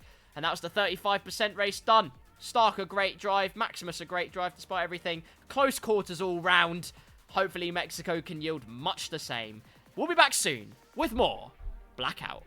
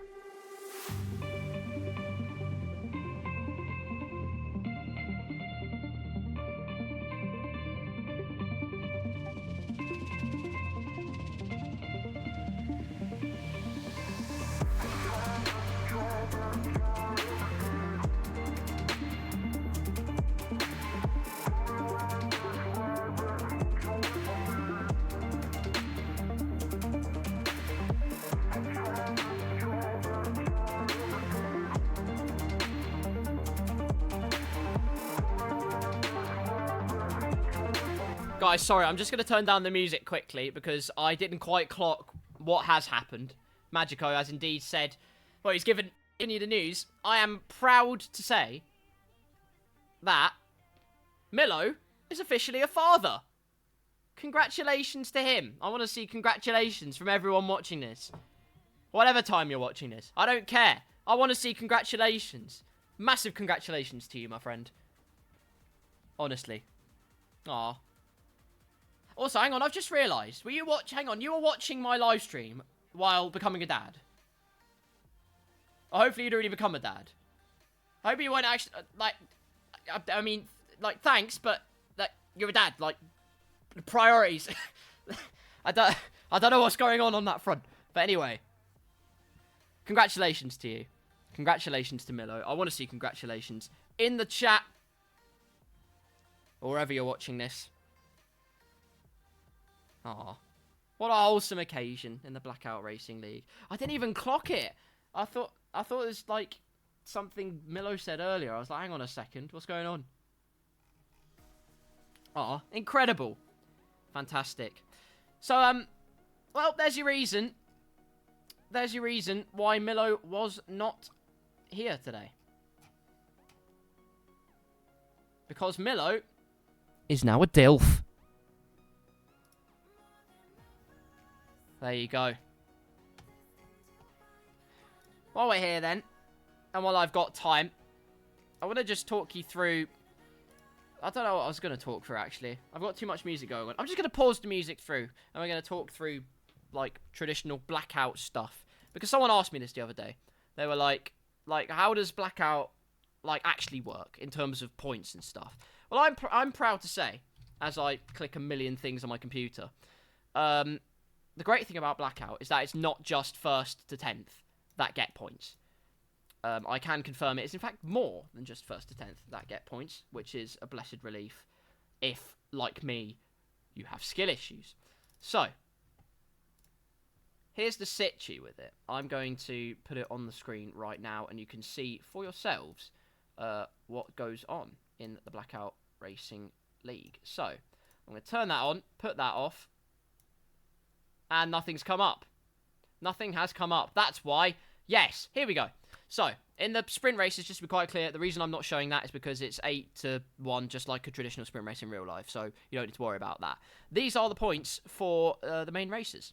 So, first has 30 points, second has 24, third has 20, etc., etc., etc., all the way down to 15th place, where it's a 1. I've said it many a time, but I've decided to explain it anyway, because mansplaining, am I right? But that's how Blackout is formulated, fundamentally. There you go. So that answers that question. I hope that was all very riveting for you. I'm going to turn on the music again. I can confirm we are going to be starting in 5 minutes. At least. It'll be at least 5 minutes. Quarter past is originally what's scheduled to start the Mexican siesta at the Mexican Grand Prix. A 50% race, as I've said many a time during these Blackout commentaries and live streams. I say this many times during the streams, but while we're midway through the stream, I just want to say it now. Thank you to Blackout for allowing me to commentate on these wonderful races during the course of this season. I've been commentating ever since, race 3? And then I had a break to Italy, where I went from pale and English to pale and English. So that was a good holiday, but I saw many exciting things and did many exciting things as well. It's a pleasure, as always. I wouldn't imagine any other way I'd be doing my Monday evening. So there you go. Well, only a few minutes to go before we head to Mexico. Join us soon for our first 50% race.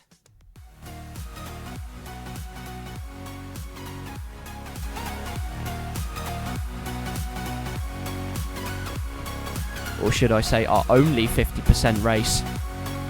I don't even think you can hear me over this. You can't hear me over my mistakes. Help!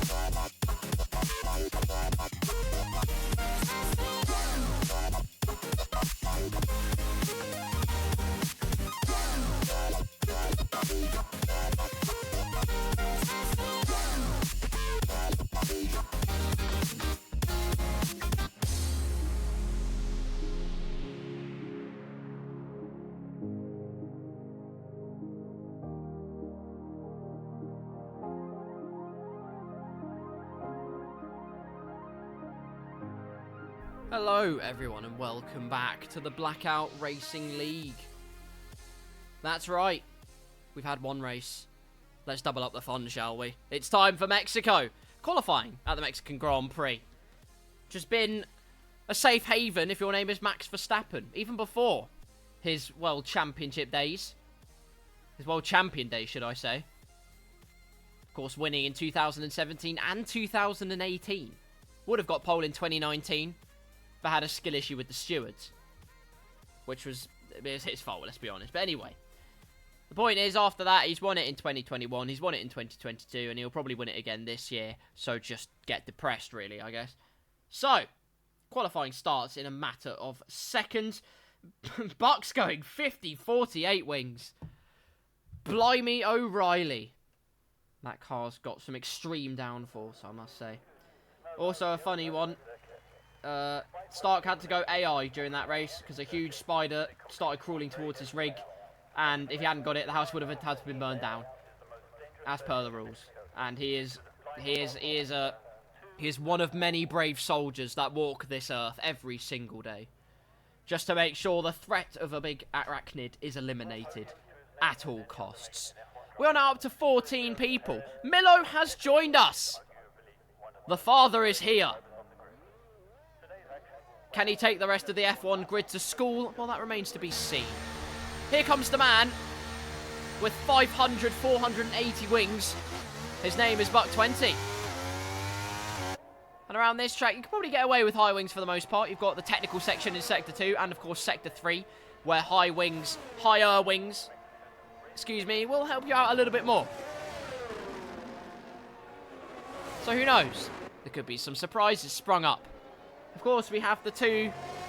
I could potentially turn it into a slobberknocker at the front. Timolele and Thanasi waiting in the pits for now. Just seeing how this session unfolds. But lots of cars out on the track immediately. Buck 20 got the Alpha Tauris out and about. The Red Bull of Dan Gilligan's out and about. Gosh, we've got loads of action here at Mexico City. This track has been used, well, for pretty much every single Mexican Grand Prix, I'm pretty sure. Mexico City track. Many great moments from this track, including Nigel Mansell's overtake on Gerhard Berger round the outside of the final corner, which used to be a banked right-hander. Used to be full throttle, balls to the wall stuff there. Because they were brave. Not to say that they aren't brave now. Of course they're brave. They're extremely brave nowadays. But we've got to remember back then, the FIA couldn't spell the word safety in a game of hangman. Here we are with Buck 20 then. The first man to unleash the fury of the V6 hybrid on the Mexico City track. Full throttle down the straight, and I'm going to go for a nap.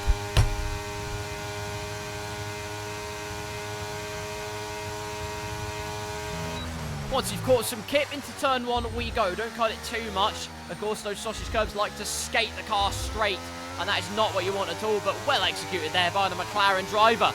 Down the next straight, DRS consecutively being applied in the race. That'll be DRS, and then another shot as well if you don't get it done on the first try. Purple Sector 1 briefly, although Big Sam has just taken that off him.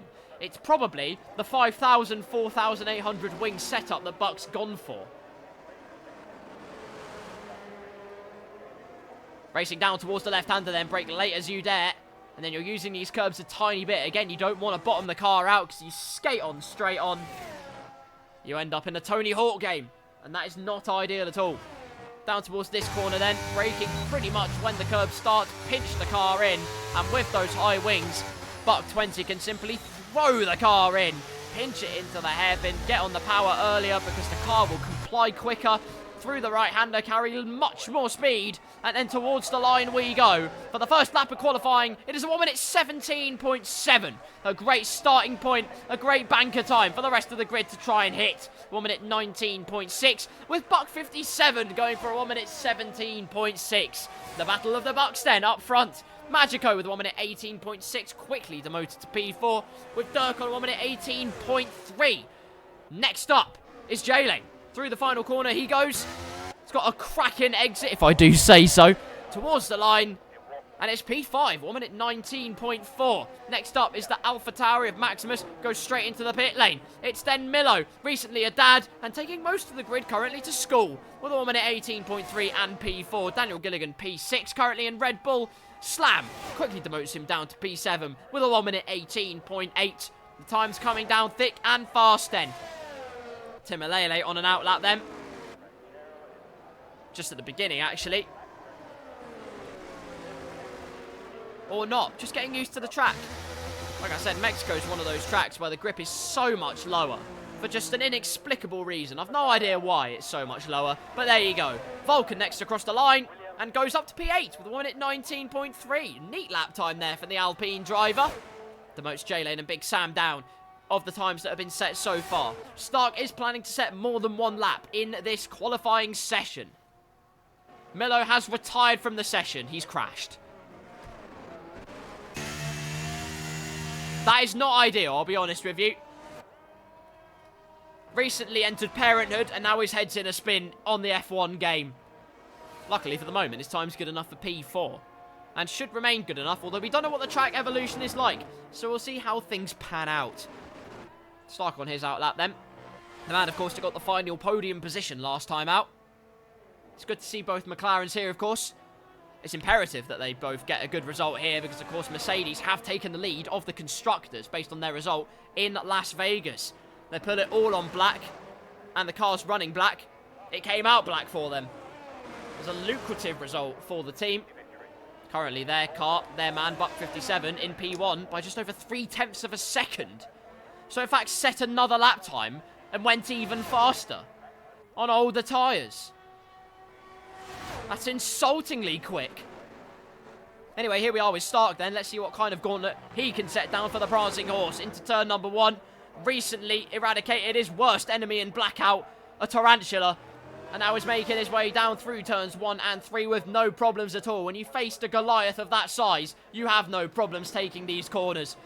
Brake at about 100 metres, pinch the car in. Use a little bit of the sausage curb. Enables a bit more rotation if you're feeling lucky. Stark did feel lucky, and in fact it came out very nicely for him indeed. Using a bit of curb on the exit, not too much. The off-track surfaces here are particularly slippery. Makes life very precarious. Through this section then, you almost don't want to take too much of the curbs. Flick the car in, hope it sticks. Sticks very well for Stark towards the exit. And then down towards the right-hander with DRS open. Braking at the black box. Brake as late as you dare. A little bit of a correction out of the right-hander. But the confidence on the brakes is exactly what he needs to give himself a good qualifying position here in Mexico City. Has he earned himself a good tortilla? Let's find out. Oh, yes, he has, I would say. A 1 minute 18.5. Pretty much slap bang in the middle of the times that have been set so far.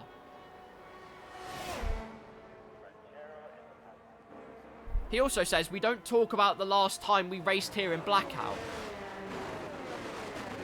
My question is, what on earth happened that was so disastrous here in F1 22? Oh, wait, was it like the 15 safety car race that Daniel did? I think I remember this. Someone said there was like 1 million safety cars here. And Daniel genuinely almost raged. Anywho, the times that have been set so far, we have Maximus and Timalele on times. Timalele just through the first few corners. Maximus just coming out of Sector 2 now. Midway through the lap. What's it looking like? It's a purple Sector 2. Hello. Once again, really maximising his performance. Just like in Las Vegas, the middle sector is his best friend. We now find out to see if the last sector is just as kind of a companion. Through the final corner. Get on the throttle early as you dare. The physics helps you to just stick to the road a little bit more. Cross the line. And it's 1 minute 17.9 for the AlphaTauri man. A very neat little lap. The third driver to break into that threshold. Now with Timalele on board with the Aston Martin driver we go. What's it looking like? It's purple in Sector 2. Using a bit more of the track there just to get a bit more speed. The apex speed is so important, as it always is on every single track. But here you can just extend it a little bit if you're feeling brave. It's slipperier, but if you get it right, you get it very right. A great exit. Neatly hugs it to the inside, and it's a 1 minute 17.1 for the Aston Martin driver. Not quite in 116 territory just yet, but we are definitely getting there. A supreme little lap there from Timalele. Wasn't here last week, but has come back with a bang. Here in Las Vegas and now in Mexico, challenging at the front as he always has done when I've commentated these. If he hasn't been challenging at the front, well, it's more often than not, it's either the safety car's been a menace, or my goodness, how much did Dirt cut that? That was immense, and still somehow didn't have a lap time invalidated. It currently lies in P5, Dirk. So great stuff from the Aston Martin drivers so far, I must say. First and fifth for the English team. Doing very nicely indeed. Not at all disgruntled by their performance, just gruntled, quite frankly.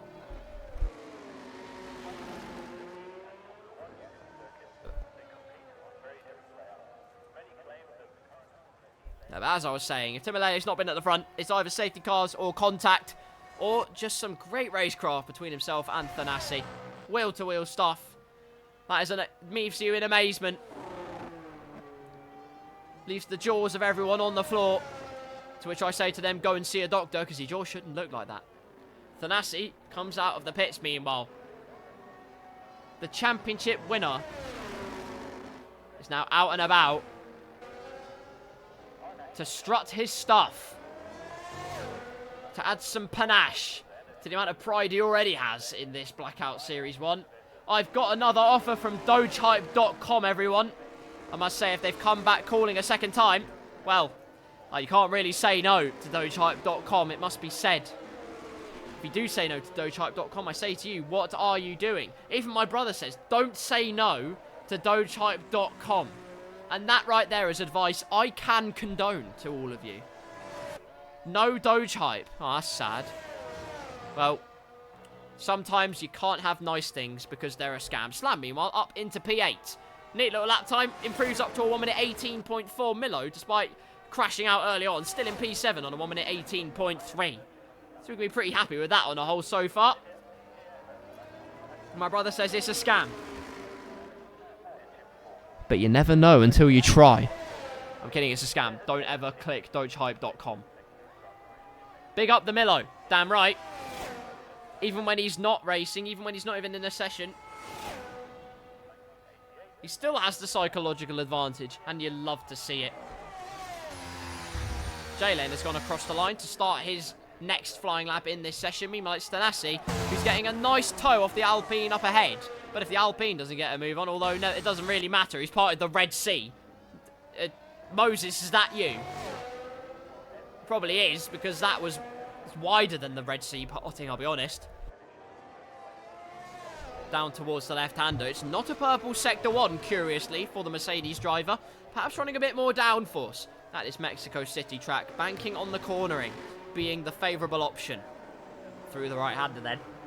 Pit it as soon as you get it in a straight line. Hope the traction glues you to the track like a gorilla. It has in this particular instance. Getting a bit squirmy out the right-hander. Goodness me.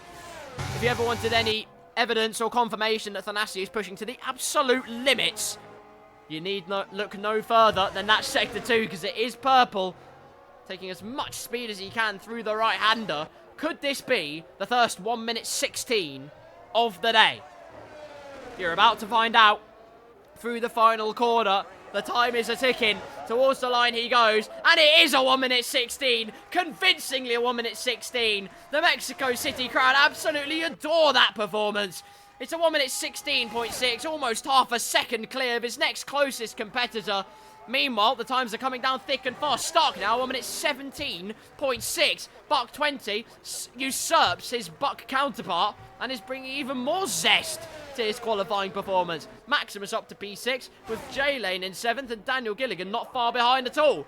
Dirk now in P9. Miller's been demoted to P10th after all of that. The time's coming down thick and fast, and that is all evidence that points in the direction of the track evolution being absolutely gigantic.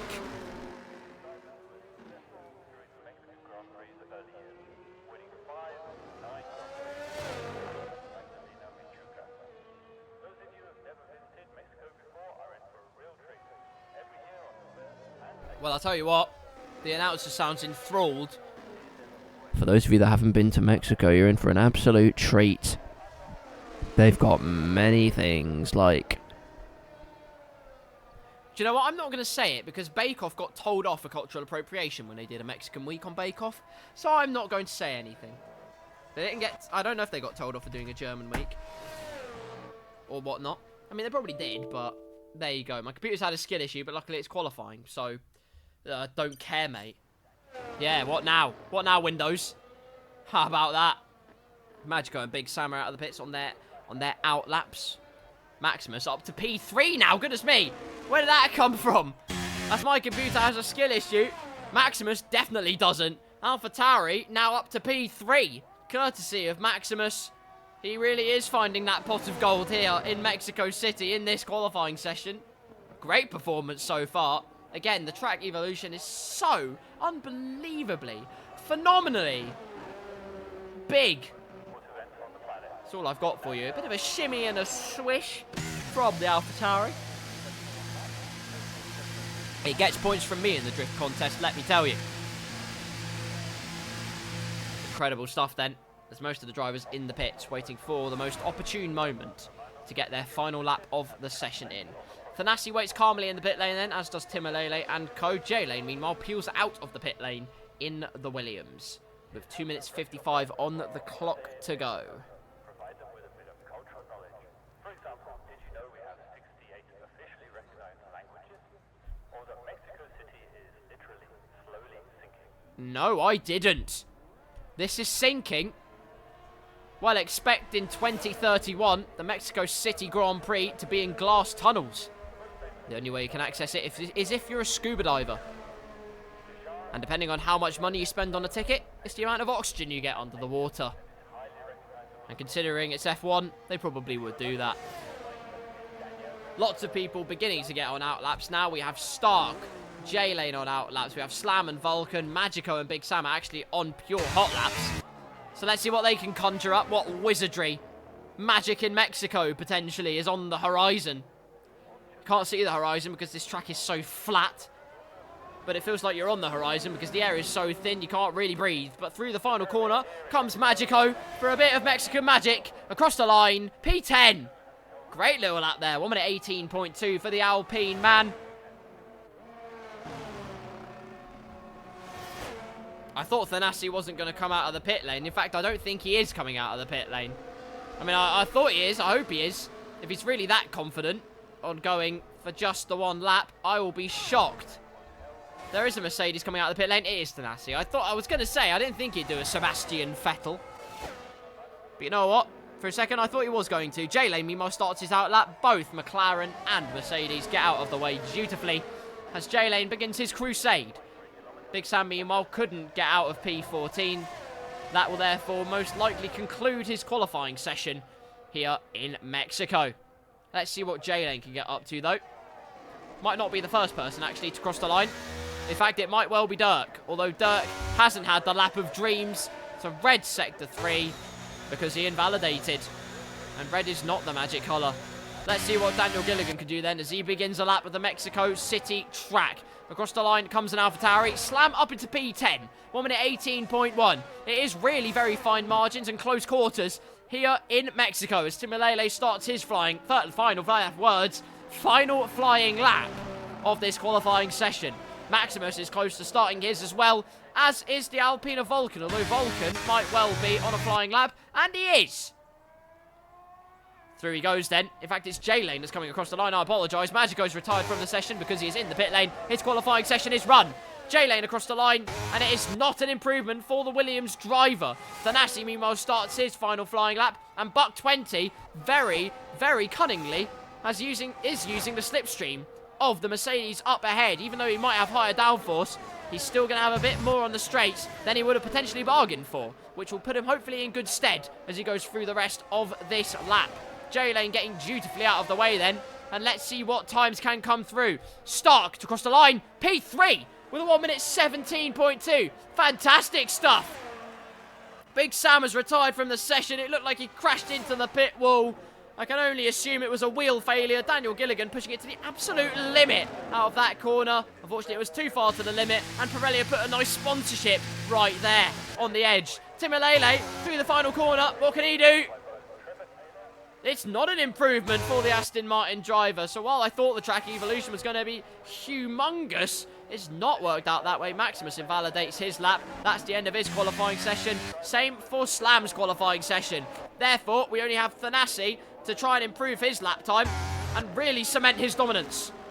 The championship winner through the final corner, leaving nothing on the table. What does he do? It's a 1 minute 16.2.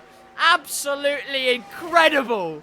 Almost a second between himself and the next closest car. Magnificent.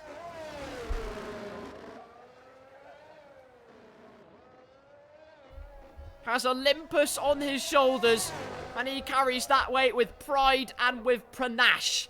Unbelievable effort from the Mercedes driver. Hardly anyone really improving their times in the end, whether it was pushing the track limits too much or finding barrier, or the track evolution apparently not being there for most people. It's very interesting here. Like I said, Mexico City, one of those tracks where it's lesser grip, but Thanasi seemed to have no such problems, pushing the limits of his car to the edge of perfection. I'm last before turn 1, says Buck20. Let's find out. Will it come true? Will the prophecy happen for Buck20? We're going to find out very, very soon. It's Thanasi on pole position by almost 9/10 of a second. And then Stark not far off Timalele at all. So very encouraging for the Ferrari man. Maximus, P4 for AlphaTauri. A cracking result for them once again. Hopefully there are no such issues in the race in Las Vegas and he can come through for a very strong result. Buck20 is P5 with Dirk P6. Again, a great result from him. Buck57 in P7. J-Lane in 8th. Daniel Gilligan in 9th. Slam completes the top 10 with Magico, Milo, Vulcan and Big Sam rounding out the grid lineup. Well, there goes qualifying then. Dominance on one end. Fine margins everywhere else. But it's the race next. A 50% race. And from Stark's message previously, I could be in for a rude awakening at the Mexico track if there are 11 billion safety cars. We're about to find out, though. Here we are, seeing 1,000% more crowd than Las Vegas on the pit straight, because they didn't accommodate for them. That was very foolish of Las Vegas, wasn't it? Although there still are some empty seats on the edges there. Do better, Codemasters. That's poor from you. Couldn't be bothered to animate 6 more people on the row of chairs I'm looking at, or on almost every single row of chairs. What's wrong with those row of chairs? Do they have lurgy? I don't know. I do not know. But anyway, apparently Mexico has 68 traditionally recognized languages. One of which is Spanish, and the other 66 of which, 67 should I say, are alien. I'm kidding, of course, but I have no idea what they are, so I would love to know from someone that is actually Mexican what on earth the 68 languages all are. If you do it in a comment, it might be an essay, so I apologise, but, you know, it'll be an interesting factoid for us all. Here we are then, waiting patiently, looking at the pit lane. I assume we're not having a formation lap, because Codemasters and formation laps, well, it's like putting gravy on Skittles, really. They just don't work out, do they?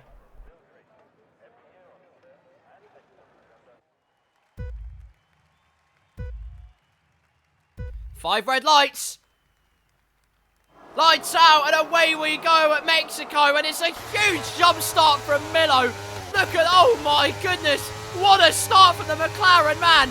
From near the back of the grid, he's up to P4 already. P3, Timalele going for the move into turn 1, and could well have the lead just like he did in Las Vegas. However, Thanasi is still there on the inside. Leave the room, boys. Don't want contact. Very respectful from the pair of them. Timalele takes the lead. Oh no! Dirk in the wall. Huge incident.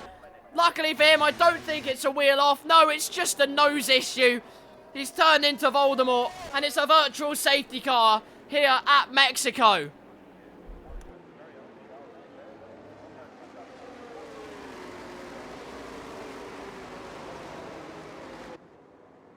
Well, then that all happened pretty quickly, didn't it?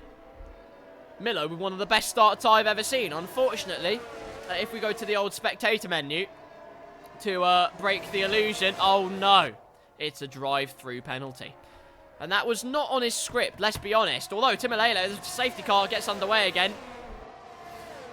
Milo's got a great restart, my goodness, and down the inside he goes. He really is trying to take everyone to school on the medium tyres, but Thanasi just has the momentum. And here comes Stark, opportunistic as ever. Has a mind of metal and trying to use all the iron he has. As round the outside of the final corner he goes, where Jarno Opmeer came to blows in league racing because all the other drivers don't know what space is. Stark, though, back up to P3 as Milo serves his drive-through. But here comes Buck 20. Or rather, there goes Stark. Because Buck 20's got loads of downforce, but we see just how powerful the slipstream is. Meanwhile, J-Lane and Daniel Gilligan are having a great time out there. Almost J-Lane trying to go down the inside of Buck 20. So high downforce might be great in the corners, but guess what? Well, you've guessed it. It's not great on the straights. It is not. Despite the drive-through, actually, Milo not that far behind the rest of the pack. So this race by no means is over yet, and it definitely isn't because it's 36 laps of majesty. Look at the downforce difference from Buck 20 trying to go down the inside. Stark, confidence on the brakes, using that momentum to just keep ahead. But it's going to be an almighty slobber knocker between these two, as now switching to the inside, trying to find the path through. It's going to be so much mechanical grip for the McLaren through these sets of corners. But again, once they get onto the straight, Stark is just away once again here. So Milo actually doing a solid for his teammate there. Meanwhile, Slam going round the outside of Daniel Gilligan. Just about enough space left on the white line at the edge, but it's hard and fair and square racing. That means Slam still remains P7. Daniel Gilligan holds his P6. Meanwhile, here comes Thanasi using the slipstream. Not even DRS or ERS being used, let's be honest. Maximus with the fastest lap of the race. Meanwhile, Thanasi to the outside. We can only assume it will be a clean move for the lead. No, it isn't. Side by side go the two quick boys. It's a virtual safety car once again, by the way. I have no idea what on earth has happened. The answer is Vulcan has had a nose issue.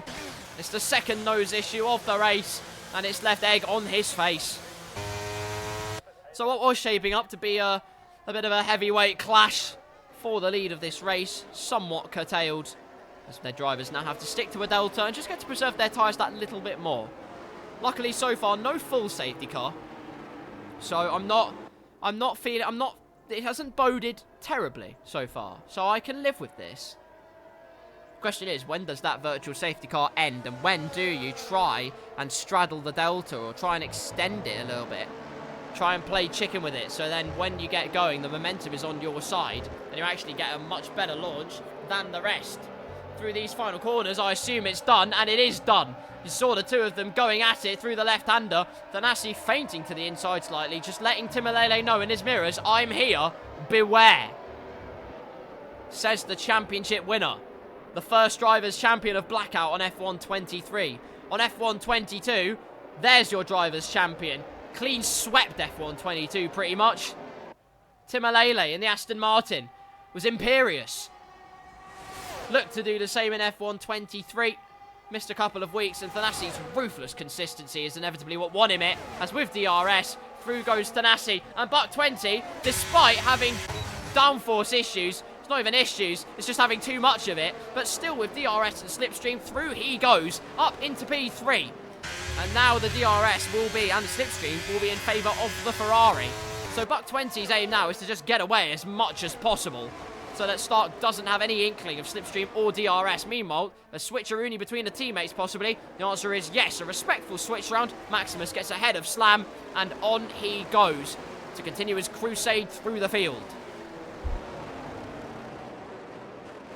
Let's see what's happening here then. Buck 20 through this section. 6/10 is the gap. Slowly increasing, although through these corners, when the momentum is being carried through, Stark will now have DRS. Let's see how much this gap comes down in just this short straight. The answer is just over a 1/10.5. Just in that small straight. And that's going to be alarming news if you have high downforce, which Buck 20 does. So this could get very interesting indeed. It's a purple sector too, meanwhile. So that's very interesting and curious. Timolele will have DRS meanwhile, and I imagine these two will just be able to break away from the rest of the pack in case anything does happen in the form of a virtual safety car or a safety car. Could change up their strategies. The joy of it being a 50% race at Mexico is that there is chance to split the strategies. Look at this, 4 tenths the gap. Look how quickly the Ferrari catches up. The downforce only works so well until you get to a straight when it doesn't particularly work very well. A second helping of DRS. He's gone for seconds. There's no ERS at all for Buck 20. And gazumping down the inside goes Stark in the Ferrari, although holding it round the outside beautifully is Buck 20. Look at this. Rapturous racecraft. A little bit of a slide at the exit there as the two slightly come to blows. Round the outside goes Stark. Can he hold it? I wait with bated breath for the answer to that question. They'll still be side by side potentially. No, they won't. Stark gets in front, cuts across, and the position is his once again. P3 last time, and he's looking to stake his claim once again here in Mexico. Do you know what? Buck 20 said he'd be last before turn 1. That hasn't happened at all. He's P4. He's having a cracking little race so far. I think he'd be jumping for joy. Meanwhile, Daniel Gilligan's up to P5 in all of this. A little bit of a slide out of the hairpin. But while these two battle away, there's no reason why he can't get stuck in the fight. Because they are fighting quite hard. Nothing too major, but it's still hard nonetheless. Buck 57, meanwhile, started 7th, currently is P7.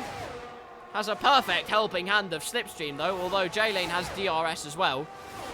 And it's not quite the slingshot Buck 57 will have wanted. J-Lane might be going for a look down the inside. Thinks about it again. Shows the nose. Shows it in the mirrors. It's pure fear in the looking glass for Daniel Gilligan. But he keeps it all together. Keeps his composure. Stark, meanwhile, just under a 10th behind. And even without DRS, was thinking about going for the move there. Doesn't have to wait long. Buck 20 has got it a little bit wrong coming out of that corner. Although with the downforce, helps him out a little bit and assists his path into P3 once again. Although these two battling has helped the front two escape off into Narnia. Thanasi just over a second ahead of Timalele. Just about breaking that gap to himself and the Aston Martin driver. Buck 20 and Co, meanwhile, the more that they battle, the more that gap increases, and suddenly the two-horse race at the front continues. Although maybe we'll have 15 safety cars. The gap 3 tenths then. DRS strong as ever. Daniel Gilligan was just within that DRS range. It is slowly coming to the Red Bull driver. It was a night to forget in Las Vegas. It could be Marvel in Mexico. You're about to find out. I believe he has the helping of DRS, if I'm not mistaken. Does the flat open for the Red Bull driver? No. No, it doesn't. We're going to see Stark absolutely gazump Buck 20. Not even close there. And once again, the Ferrari driver sweeps past and into P3. Comfortable as you like. Again, though, it's just going to be a game of cat and mouse between these two. Unless Stark can break away. Buck 20, despite having nothing in the ERS department to fight with, Stark could probably break away if he did one lap of just purely pushing. But look immediately, the downforce difference of the McLaren is what's keeping Buck 20 in this fight. Crucially, they are backing up. The Stark train is being boarded. Currently 1, 2, 3, was 6 cars-ish within his DRS range. Creating a nice first-class cuisine. They're doing sushi over at the Stark Express. Love a bit of fish and rice. To continue the crusade, though. The AlphaTauris actually doing very well. 8th and 9th currently. Looking to increase their progress even more. Both trying to get their hands on P7 and therefore hopefully P8. A little bit of a stake from J-Lane. And that is what Maximus will want here. The man who was P4, that's a yellow flag and something's gone horribly wrong. Vulcan's had an accident out of the first few corners and it's a safety car. And as soon as I say it, it almost manifests itself into existence. It's the first safety car here at Mexico City. I can only assume it was all the damage. Yes, you can see much carbon fibre, many heartbreak, lots of drivers coming in, using this opportunity actually to come into the bits and strap on a new set of boots onto their cars. Maximus, Magico, Slam, Vulcan's left the session. Well, he's flown off to another galaxy, quite frankly, and I don't blame him because, well, it's not been a race, a particularly positive affair for the Alpine driver, unfortunately. Managed to make it to the end in Las Vegas. Unfortunately, the cards he played did not bear that fruit. Maximus has got a drive-through penalty for speeding under the safety car. which is rather weird because I saw him there come to a complete stop on the track, so I can only assume something has gone absolutely horribly wrong. And another drive... Is this game sure? Is this game absolutely certain? It doesn't say 2 drive-throughs. What on earth is happening to Maximus? Apparently now it's 2 drive-through penalties for speeding under the safety car, according to the acid munchers that are Codemasters and EA. No idea how that's occurred. But anyway, we are here for a safety car. Thanasi has chosen not to pit. Timoleile, though, has. And suddenly, he could well be going for a 2-stop race. So, out come the tactics. Deploying the big brain strategy. Thanasi catches up to the back of the safety car. The Drivers' World Champion will process behind the Mercedes AMG car for the next couple of laps, while the rest of the pack begins to catch up. Daniel Gilligan up into P2 as a result of him not pitting. Buck 57 up into P3. If the race were to end right now, Daniel Gilligan would be absolutely laughing. Timoleile, P4 on new mediums. Stark on new hards and Buck 20 on new hards. J-Lane on new mediums. And all the drivers behind on fresh boots as well. Like I said, though, it just changes the complexion of this race a little bit. Just adds an element of surprise now. Jigging up the strategy, of course, those on newer tyres will catch up to this queue, and then they'll have that superior grip. And then what happens in terms of the battles? 8-lap old hards versus fresh mediums in the case of Timoleile and Thanasi. Well, it's gazumping season, quite frankly. That's the only way I can describe it. Mexico City, though, a venue of championship wins for Sir Lewis Hamilton. His championship win in 2017 and 2018 both came at the Mexican Grand Prix track. 2017, of course, him and Sebastian Vettel made contact on the opening lap, but as did Vettel and Verstappen. Luck was on Max's side that day, managed to not get damage. It was a hefty bit of contact on the Red Bull at the first corner. Unfortunately, it was also a hefty bit of contact on the tyre of Lewis Hamilton. And in the end, it caused him a punch-up. He had to fight his way back up, I believe it was, to P8, where it was enough for him to claim his 4th Drivers' Championship. Feels like yesterday, the 2017 season. Really does. Feels like yesterday I watched the Singapore Grand Prix in 2017. What effectively changed the course of the championship.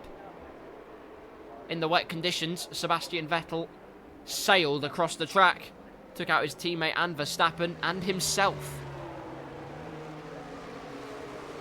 Discombobulated the complexion of the 2017 championship from his point of view. Came so close, but not close enough, unfortunately for him. You know what, while we're behind the safety car, I assume it will come in very, very soon. Let's look at some fun facts about Mexico. Because since I did it with Singapore, and we had fun looking at that, 10 surprising facts about Mexico. Well, the answer is the safety car is not coming in on this lap because Milo and Dirk have not caught up to the back of the queue yet. So, let's look at some fun facts. As I said before, Mexico City is slowly sinking. About a rate of 10 inches a year. Which on a Friday night is a very sad thing for gentlemen. But it's because as the city pumps water from the lake that supports it, it loses height. In fact, it's sunk so much that it's lost its title as the 7th highest capital city in the world to the Yemen. And it now sits at number 8 on the list. So there you go. It's the birthplace of North American print. Yeah, it's the first place in North America to use the printing press. So there you go. Kids in Mexico don't get presents on Christmas. Well, I dread to think what they do get. It's the Dia de Reyes taking place, the Three Kings Day, where it's a generally happy time for kiddos, and if you're Carlos Sainz Sr., a day to be racist. The world's largest I nearly said the world's largest female, I apologise. Mexico does not, in fact, have the world's largest female, the world's largest tamale. It's in portion sizes. It's 150, 3 foot long, 150-pound tamale. Took well over $2,600 to make. So there you are. It's the oldest city in North America, Mexico City, and there are women-only cars in the subway, in the underground. So in England, it's like the underground having a car only for females. There you go. It has a reputation as one of the safer places to go. Well, there you go then. That's very good. You can snack on crawling critters. So if you just see a woodlouse in the street, don't worry, you have lunch. Isn't that fun? Home of the world's smallest volcano. It's LGBTQ plus friendly. That is great news. It's ranked number 50 on the most LGBTQ plus friendly country to travel to. Well, it should, hopefully it's doing better than number 50 in the future, but there you go. And it has near ancient education. It has near ancient. Why would you want ancient education? How do you understand? How do you understand what was going on? Back in my day. Anyway, safety car is in. I've gone through all the fun facts there are to fun out. And Thanasi stamps on the loud pedal, goes a bit wide through the final corner, and we are underway. Racing again in Mexico City. And Timalele on new mediums is the man to watch. Immediately in the slipstream, ferociously sucking up that slipstream and getting a good result at the end, which it is also not my Friday night. That's quite sad. But down the inside goes the Aston Martin driver. Buck 57 will not give this up. He's putting up a very decent old fight, is the Mercedes driver. Not giving any quarter there, and very respectful wheel-to-wheel racing. Ends up with Buck 57 ahead for the moment. But for how much longer? Timalele is going to be all over him once again. And to the inside he goes. He won't want to be hanging around for much longer at all. And immediately straight through sweeps Timalele up into P3. And now he sets his sights on the top 2 places. Now it's Stark & Co who can get on the move and really cause pain for Buck 57. Buck 20, meanwhile, looking to the outside briefly of J-Lane. Moves being telegraphed every which way and what way. You'd love to see it. Look at the difference between new tyres and old tyres straight away. What on earth's happened? Daniel Gilligan's had a problem, and there's a virtual safety car once again. There might well have been contact between himself and Timalele, as my microphone has a skill issue. What on earth happened there? Looked like he hit the inside wall, so possibly contact between himself. Maximus has retired from the session meanwhile. He's gone straight on, and there's been a huge bit of contact with someone. That is not what he would have wanted. That pot of gold has turned to mud.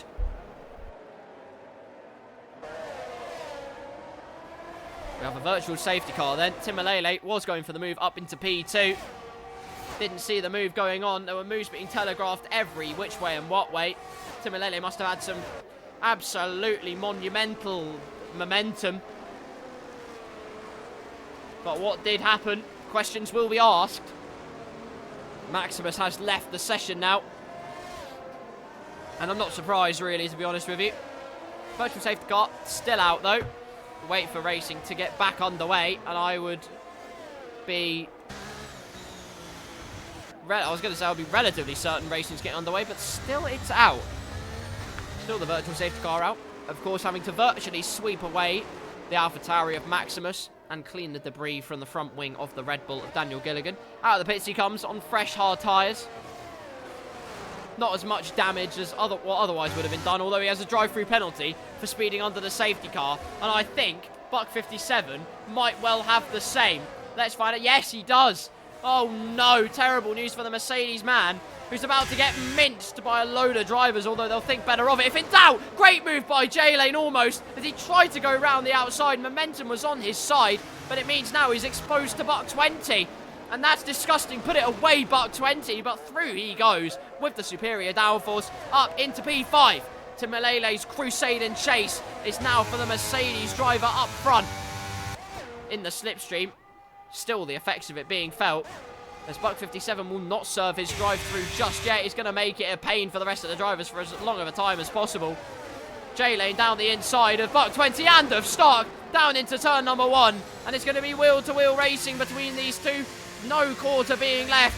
Respectful amount of space, though, between the two of them. It allows Buck 57 to escape just a little bit. Timalele now 3/10 behind Thanasi. That's how much better and how much more lucrative the tyres are if you have the new tyres on, with that extra performance Daniel Gilligan, though, back into the pits once again.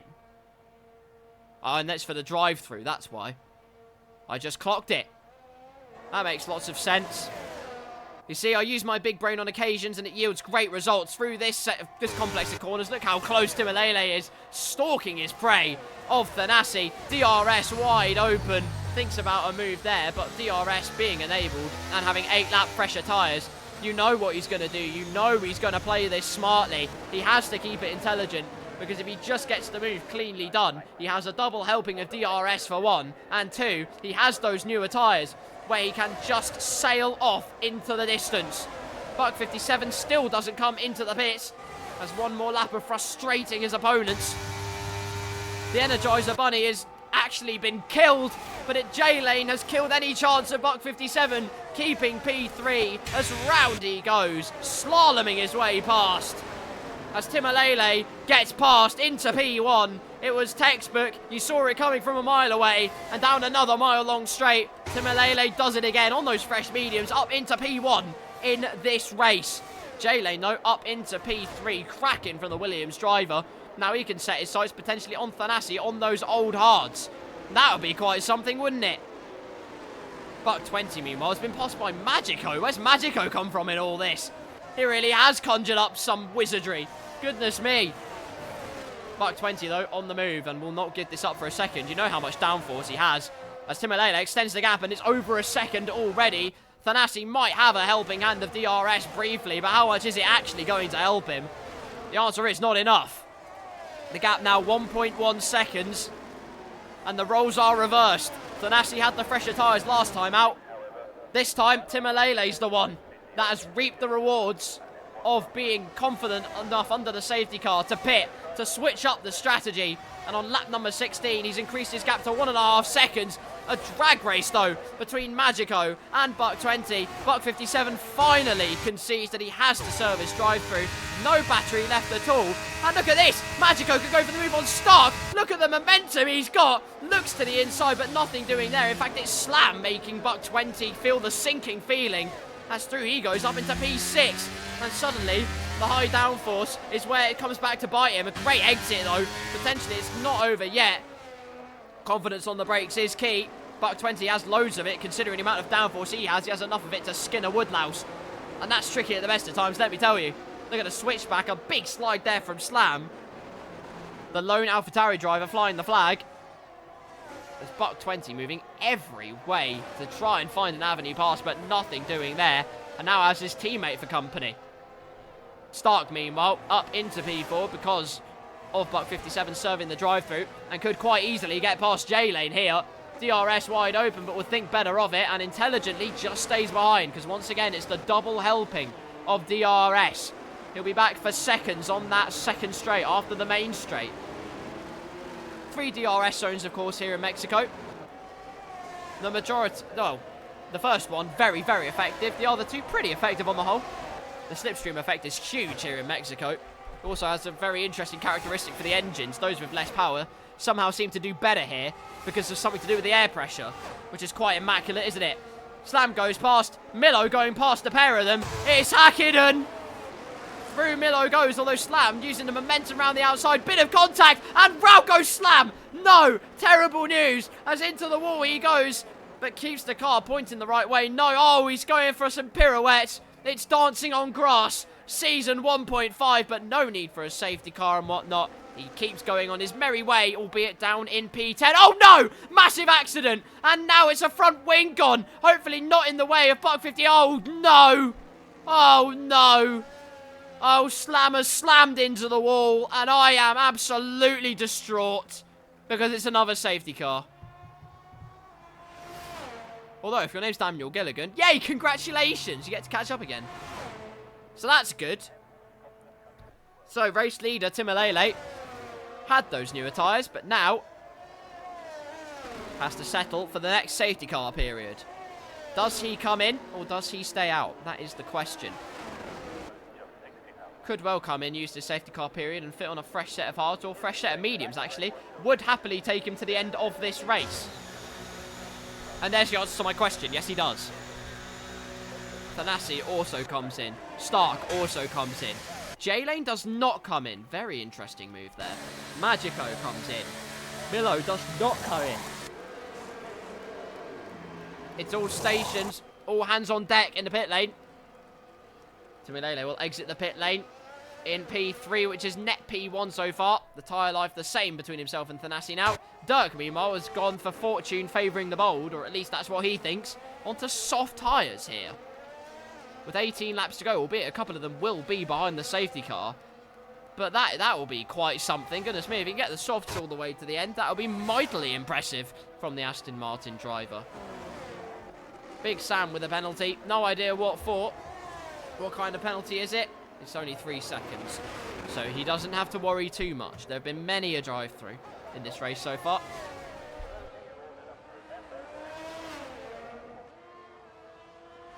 So then, courtesy of cars pitting and whatnot, J-Lane is now your race leader in the Williams, with Milo in second, Timilele in third, Thanasi in fourth, Stark in fifth, albeit all on new tyres, as is Magico, Buck 20, Dirk, Big Sam, Buck 57, and Daniel Gilligan is slowly but surely catching up to the back of the pack.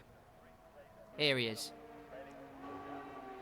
The Red Bull driver hasn't had it all his way at all, really, so far in this evening, let's be honest. Was running high up the order, but then had that drive-through after speeding under the safety car. Whether it was a Codemasters just being Codemasters issue or whatnot, I have no idea. But it does mean he now currently rests in P11. But he will catch up to the back of the pack and on much, much newer tyres than J-Lane and Milo, who are currently heading the pack. This is our second safety car of the race then. Slam decided to just give up on life. Met Barrier, said, you know what, I'll siesta with you tonight. Barrier greeted him with open arms and ate his front left wheel. That's probably a euphemism for something disgusting.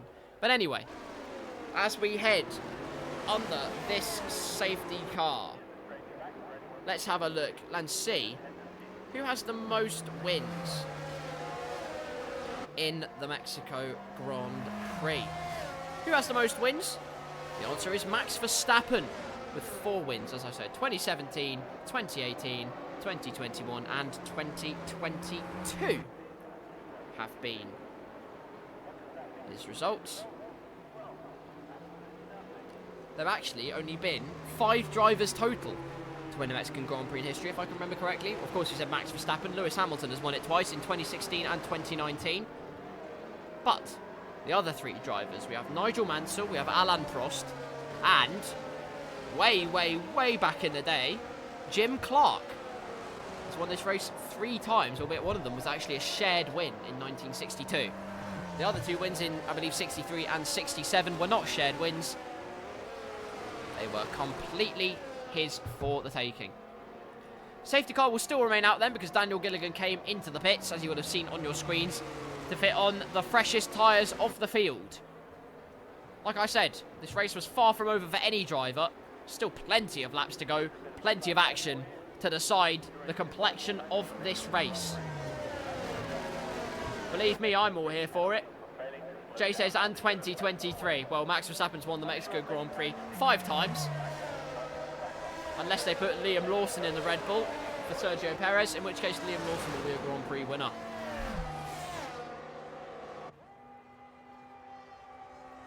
You know what, while we're here again, I said after he did his Zandvoort race, what a performance from him. And I've got to say, what a performance from Liam Lawson once again. And if he doesn't get a seat, I mean, look, when Nick de Vries came into the sport, I was a little bit circumspect about whether he actually truly deserved to be in Formula 1. Because it was at Monza, and that was the only race he did. If he'd had been in Singapore, if Albon wasn't able to race in Singapore, and we'd seen Nick de Vries do Singapore, I think it would have been a much, much different story as to the driver lineup for 2023. Could well have seen Liam Lawson in a Formula 1 car much earlier, in my opinion. But what an incredible race he did at the Italian Grand Prix. Yes, his teammate wasn't there as a benchmark. F. But what you cannot ignore is the overtaking he did. Did you see the lunge he did on, I believe it was Hulkenberg, at the first chicane? He was so far back. He had no right to make that overtake. He was in another postcode compared to the Haas car and still made the move stick in the braking zone. It's just unbelievable. It really, really was. I commend his performances hugely. And I desperately, desperately hope he gets a seat for next year in Formula 1 because he truly deserves it. There you go. I've said it. I believe Liam Lawson truly deserves to be in Formula 1. But you have a huge cream of the crop of F2 drivers coming through. You have Frederick Vesti currently leading the championship, Jack Doohan, Teo Porsche, a bunch of others. But really, Liam Lawson's had the experience in the F1 car. So I'd like to think that he deserves the chance to show what he's made of. Here we go then. J-Lane dictates the pace. The safety car comes into the pit lane. And away we go for racing as Zeus gets it almost horribly wrong there. What on earth's gone on? Timolele spun it. What on earth's happened there? Thanassi's into the pit lane, and I have no idea what on earth just happened there. Timolele with the spin there, as I believe Thanassi tried to be opportunistic and go down the inside. Contact between himself and Timolele sends the Mercedes driver back into the pit lane. Well, that's quite something, isn't it? As a result, then, we have some incredible statistics for you. J-Lane P1, Milo P2, Stark now P3, Big Sam in P4, Dirk in P5, Buck 20 in P6. It's the battle of the Bucks for 6th and 7th. Timolele up into P8, quickly dispatched of Magico, who's down to P9, excuse me. Daniel Gilligan P10, with Thanassi in P11 now. After, well, chaos, quite frankly. Here comes Thanassi then for a move on Daniel Gilligan. Daniel's probably not going to fight this very much and does not fight it, in fact, at all. Very comfortable move for the Mercedes man, who just has to set his sights on the road ahead now if he's to achieve anything from the rest of this race. Has the freshest tyres in the field. Daniel Gilligan came into the pits, changed his tyres, and now has 12-lap-old mediums again. So that's not gone well. And in fact, it gets worse. It doesn't get... Actually, no, it doesn't get much worse for him. He's got a 3-second penalty. I thought it was a drive-through for a second. Only 2 drivers with corner-cutting penalties or track-extending penalties so far this race. So good on them. But down the main straight we go. Onto lap number 22. Milo firmly in the wheel tracks of J-Lane. J-Lane's using a lot of battery in order to stay ahead. As a result, though, the Duracell Bunny is in a coma. And that's not a great look. It is a Duracell Bunny. I did get it right. That is the battery sponsor of the Williams team. Look on the halo. It's a massive sponsor. Milo uses his battery, deploys it out of turn number 3, and that is easy as you like. Down the inside he goes, and we have a new race leader. The McLaren man, recently a father, and now in the lead of the Mexican Grand Prix. Very nice from Milo. And now J-Lane has to worry about Stark and the rest of the chasers behind.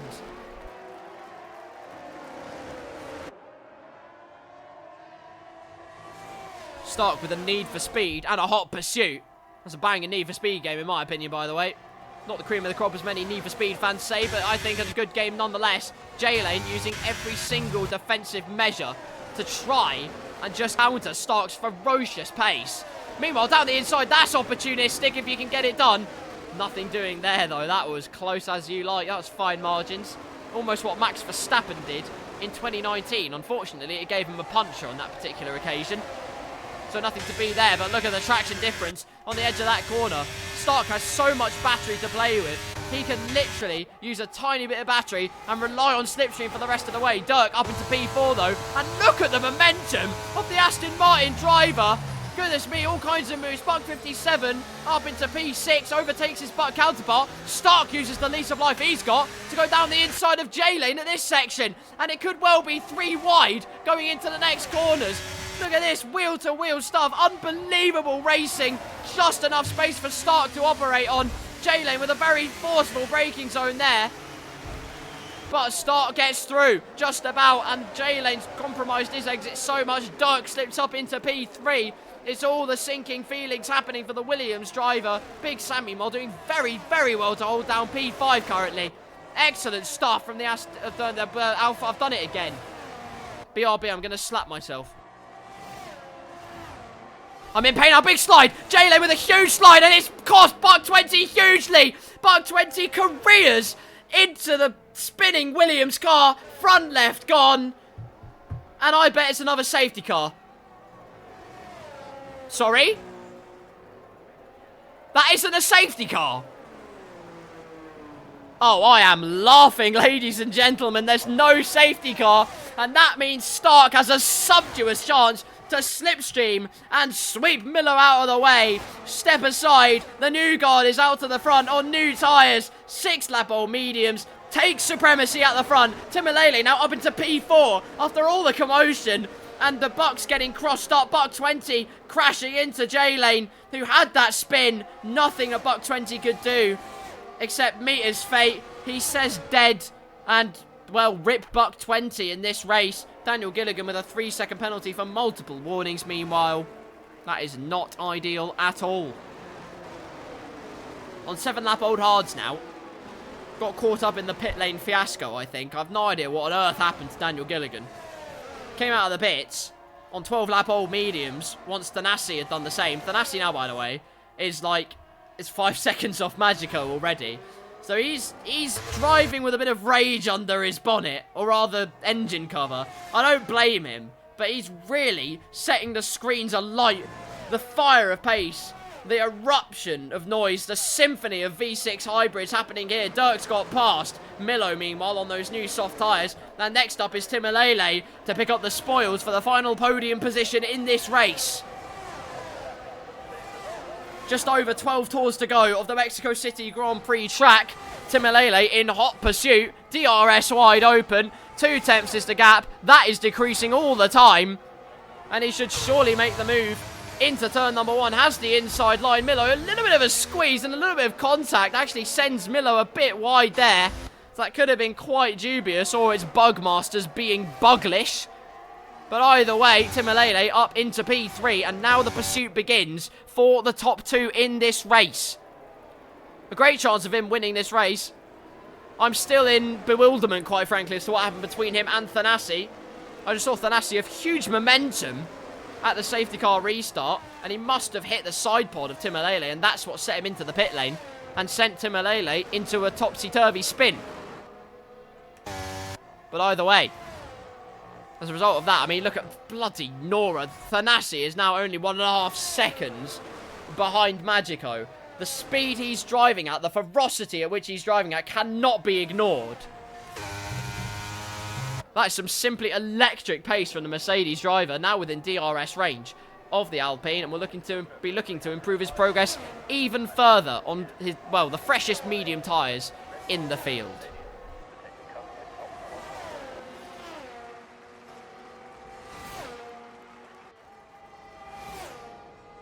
Milo into the pit stone. His hard tyres have said, I've had enough. And he goes on to softs. Now, we saw what softs did for Buck 20 last time out. And I've got to say, as a career mode merchant, I do enjoy a 2-stop round Mexico because the fresh tyres are just simply so powerful. It's not even funny. Especially fresh softs against aging hards or aging mediums, depending on what the AI do. It's a great little bit of fun. Milo's gap to the cars ahead is 11 seconds. Meanwhile, in Sector 2, Daniel Gilligan has had an oopsie. A little bit of a spin, but nothing damaging physically, just emotionally. On his way he goes, remaining in P10. So then, Stark leads 1.9, just over 2 seconds is the gap between himself and Dirk. Timolele in P3, not making a huge amount of headway on his teammate. Pace disparity between the softs and the mediums, of course, will still be a little bit there or thereabouts. Big Sam with another 3-second time penalty for multiple warnings. Naughty boy. Watching Milo's progress closely just to see what kind of inroads he makes on Magico and co. up ahead. Thanasi, meanwhile, 5 seconds to his next closest competitor, Big Sam, who he himself, 3 seconds behind Buck 57.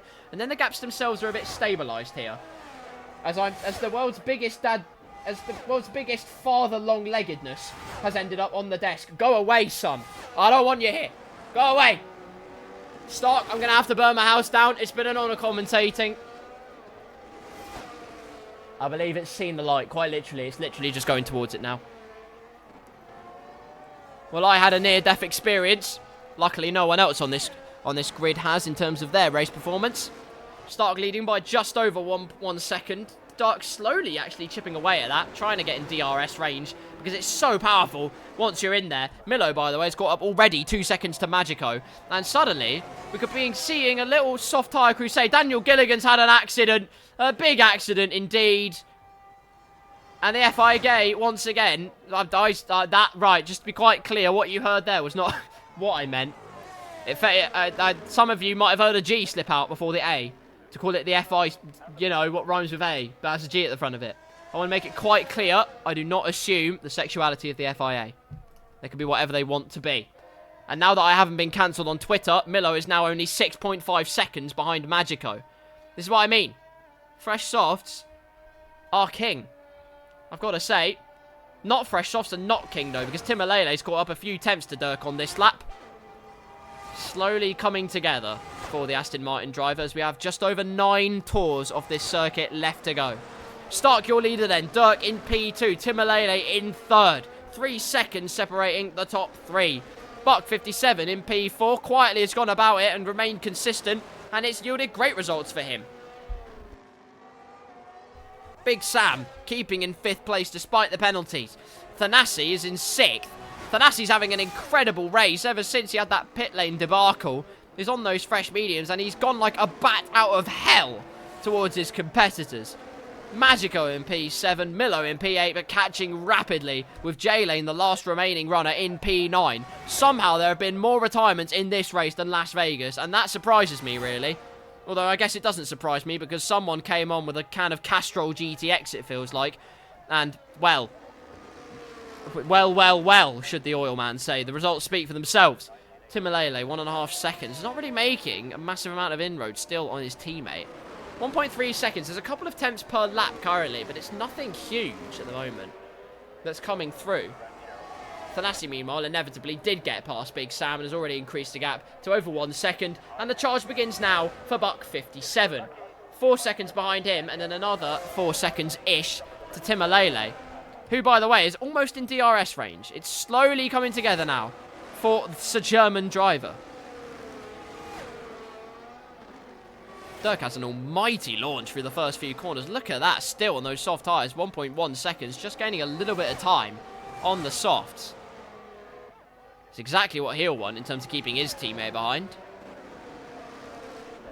I just needed to bleach out my eyes to make sure I was seeing the right thing. I now can't see at all, but Dirk is in fact keeping Timalele at bay for the time being. Like I said, Dirk's improved tenfold recently. Like I said, really did well at the USA. He just likes American tracks, really. Just seems to have a knack for driving well at them, let's be honest. And he's doing so again here at Mexico. Timalele, though, breaks into DRS range and finally gets firmly within the DRS range. First little bout of it, now down to 7 tenths is the gap, and decreasing all the time. Through the 3rd sector, of course, he'll have the double helping of DRS. A bit wide into that hairpin, though, and that is not what's going to assist him up the field. He just needs to remain consistent, because Thanasi is slowly munching away, although his tyres will hit that threshold where the pace just begins to drop off. Meanwhile, here's someone whose tyres definitely haven't dropped off yet. Milo. In fact, has so much momentum, he almost sends it into El Salvador, but still within 4 tenths of the car behind. In fact, probably cunningly, I'm going to say on his behalf. Just went wide there to make sure he didn't just immediately get past and give Magico that DRS. Instead, he keeps it all for himself. He takes that mortgage, pays it in full, rents it out, purchases it in full, and says, thank you very much, I have ownership of 7th place. Ever the landlord on those soft tyres, and he's proving a lucrative strategy once again. Inadvertent from Buck 20, had incredible pace, and now Milo is the one who has the power in the palm of his hand. Timalele, meanwhile, up into P2. You saw that coming from a mile away, didn't you? He now is on the chase for Stark in P1. 2.1 seconds the gap. And actually increased through that section. Means to say Timalele might well be running a lower downforce setup as he's catching up a bit on the straights. And in the corners at least, just not having as much purchase as Stark in the Ferrari. The gap, though, not so astronomically wide as, for instance, the Buck 20 setup. It's a bit more subtle in this particular instance. Probably just a few clicks up on Stark's wings compared to Timalele's wings. You can see on the straight immediately. Timalele is using ERS, but turns off that overtake pretty quickly. Stark and him have about the same battery to fight with, but you can see that lower downforce from Timalele. I'm pretty confident he has lower DRS. But you can see he's just catching up that little bit more with 6 tours to go. Thanasi, meanwhile, gets past his teammate. Buck57 gets dutifully out of the way. And now the charge begins for the top 3 positions. 4.5 seconds is the gap. But, considering his progress so far, I see no reason why he can't do it, I'll be honest with you. If there's anything the championship leader never fails to do, the driver's champion, it's surprise you. He's always got the magic rabbit in his hat. He's hardly ever looked off the pace. Hardly ever looked off colour. It seemed to be going wrong as he exited the pit lane, was 17 seconds behind the rest. And now just seems to be gaining corner after corner after corner on his competition. And the rest had better be scared, because that is what they have to compete with. A man, of course, who got pole position by almost a second in qualifying. Maybe if Timalele got a more representative lap time in his last lap, and the others did as well, maybe it wouldn't have been such an astronomical margin. But either way, you've got to do the lap in order to make the most of it. Buck57's had a problem. He's crashed into the pit wall in the last corner. That is a big issue. Oh, no. He's crashed on the inside. Oh, no. It's not a day to... It's a day to forget if your name is Buck. Timalele, though, almost within a second. And he needs to get that P1. He needs to just scamper away at this point. Because Thanasi is now only 2.5 seconds behind Dirk. The gap between himself and Timalele is 5.2 seconds. That's the gap I'm watching, is the gap between himself and Timalele. Because that could be where the race is won today, between himself and the Aston Martin driver. Although don't count out Stark for 1 minute. Has driven imperiously, absolutely wonderfully. Now only 8 cars in this race. We're almost going to have more DNFs than people that actually started the race. Milo, meanwhile, on his soft tyres, putting on a little bit of a show. Look at the traction difference round the outside. Careens it past the Alfa Romeo driver. It's not even close. There, he's playing chess. Milo's playing checkers. And he sold him for a bag of chips. With some salt and vinegar on for good measure. Up into P5 now. And McLaren, despite looking down and out of it at first, are not down and out of it at all by any means. Milo with an incredible little recovery on those newer soft tyres. Timalele, though, still out of DRS range. Was in it briefly, but Stark had an incredible end to the second sector and last sector. As a result, he says, no, sir. No DRS for you, sir. And Timalele says, oh, that's not very nice. I wanted a helping hand of the slipstream. The gap now 4.4 seconds between Timalele and Thanasi, by the way, as he is now within DRS range of Dirk up ahead. Thanasi, though, has no battery left to fight with. He's been driving like a stabbed rat. Timalele has no battery left to fight with as well, either. He's been getting as close as possible. Dirk with a 3-second time penalty for multiple warnings. Not ideal at all. Nearly 3 laps to go of this Mexican Grand Prix. And Stark just has to try and hold on and try and use that downforce in the second and third sectors to keep the Aston Martin at bay. That is what he's hoping for here. Kingsley asks, how's it going? It's going decently, you know. I mean, Mexico's been an event, as you can tell. They've almost had more not finishers, non-classifications, than actual people in the race. Which is what I was expecting from Las Vegas. But I got Uno reversed. So there you go. Timalele will have DRS. The first time on the main straight he will have it. The first real chance of getting the lead of this Grand Prix he'll have. Meanwhile, Thanasi in the background. The gap 4.6 seconds between himself and Timalele. Dirk, I have no doubt, will fight this very hard indeed. Never mind. Forget what I said. Thanasi sweeps around the outside and comfortable as you like. Albeit Dirk is on 16 lap softs. So I can probably understand why he's not really going for it. Timalele within half a second, but nothing. Nothing he can do at the present moment. So Thanasi can just chomp away at these two. 3.9 seconds, 3.8 seconds, 3.7 seconds. That is a driver unleashed in that Mercedes car. It's unbelievable the pace he has. That is quite something. I do wonder if he's using a lot of battery. The answer is I don't know. Because he has none left. Timalele is still just about within DRS, although it could well be no DRS at all come the end of the lap. trying to keep as close as possible. Through the hairpin he goes. Does actually get within a second for a brief stint. And I think just about has DRS in his favour and has saved a little bit of battery on this lap. So let's find out. Is the flap open? Yes, it is. And that just protects him from Thanasi behind a little bit more. Because Thanasi is caught up, well, an astronomical amount in the space of a lap. About 1.5 seconds, in fact. So that is quite the alarm bell for these two up front. They've got to not do anything stupid and battle too hard. It's about picking your battles here. Down the rest of the field, there's nothing to see. Dirk's in his own dreamland. Milo is in his own dreamland, 11 seconds behind. Big Sam's in his own dreamland. Magico's in his dreamland. Big Sam, by the way, is going to be absolutely laughing at this race. P6 for the Alfa Romeo man will be one hell of a result. And you know what? Fair play to him. He deserves a good result in that Alfa Romeo, and he deserves it for staying consistent and not meeting barrier. That's the crucial thing. And he hasn't done so. He's kept it all together. And that means he'll be awarded some juicy, juicy points. Why are there so many people dead? Skill issues, primarily. And also big contact. We had a spinner, or J-Lane span, and Buck 20 hit him. There was nothing he could do, genuinely. Others, because Mexico has the traction of a slipper, basically just span the wheels up and ended up in the barrier. And that was the end of that, basically. Last lap of the Grand Prix, Timalele is not within DRS range. And that means Stark can just protect his lead a little bit more. What almost seemed an inevitability up front. Timalele, though, within half a second. He's not going to go down without a fight, even if he doesn't have DRS. And this could get very tasty indeed. Thanasi behind. We'll keep a watching brief of these two if it gets very frosty. But 6 tenths, almost 7 tenths the gap. Another common Stark W could be on the way, but don't count out Timalele for 1 second. Within half a second he is, in fact, but nothing doing there. And all Stark has to do is keep it together now for the rest of this lap. I think he has the higher downforce. I'm almost certain he has the higher downforce on his wagon. I'd be shocked if he didn't. I have a hunch. The doctor said then, stop talking about your posture, sit up straight. And tell me about the racing, more to the point.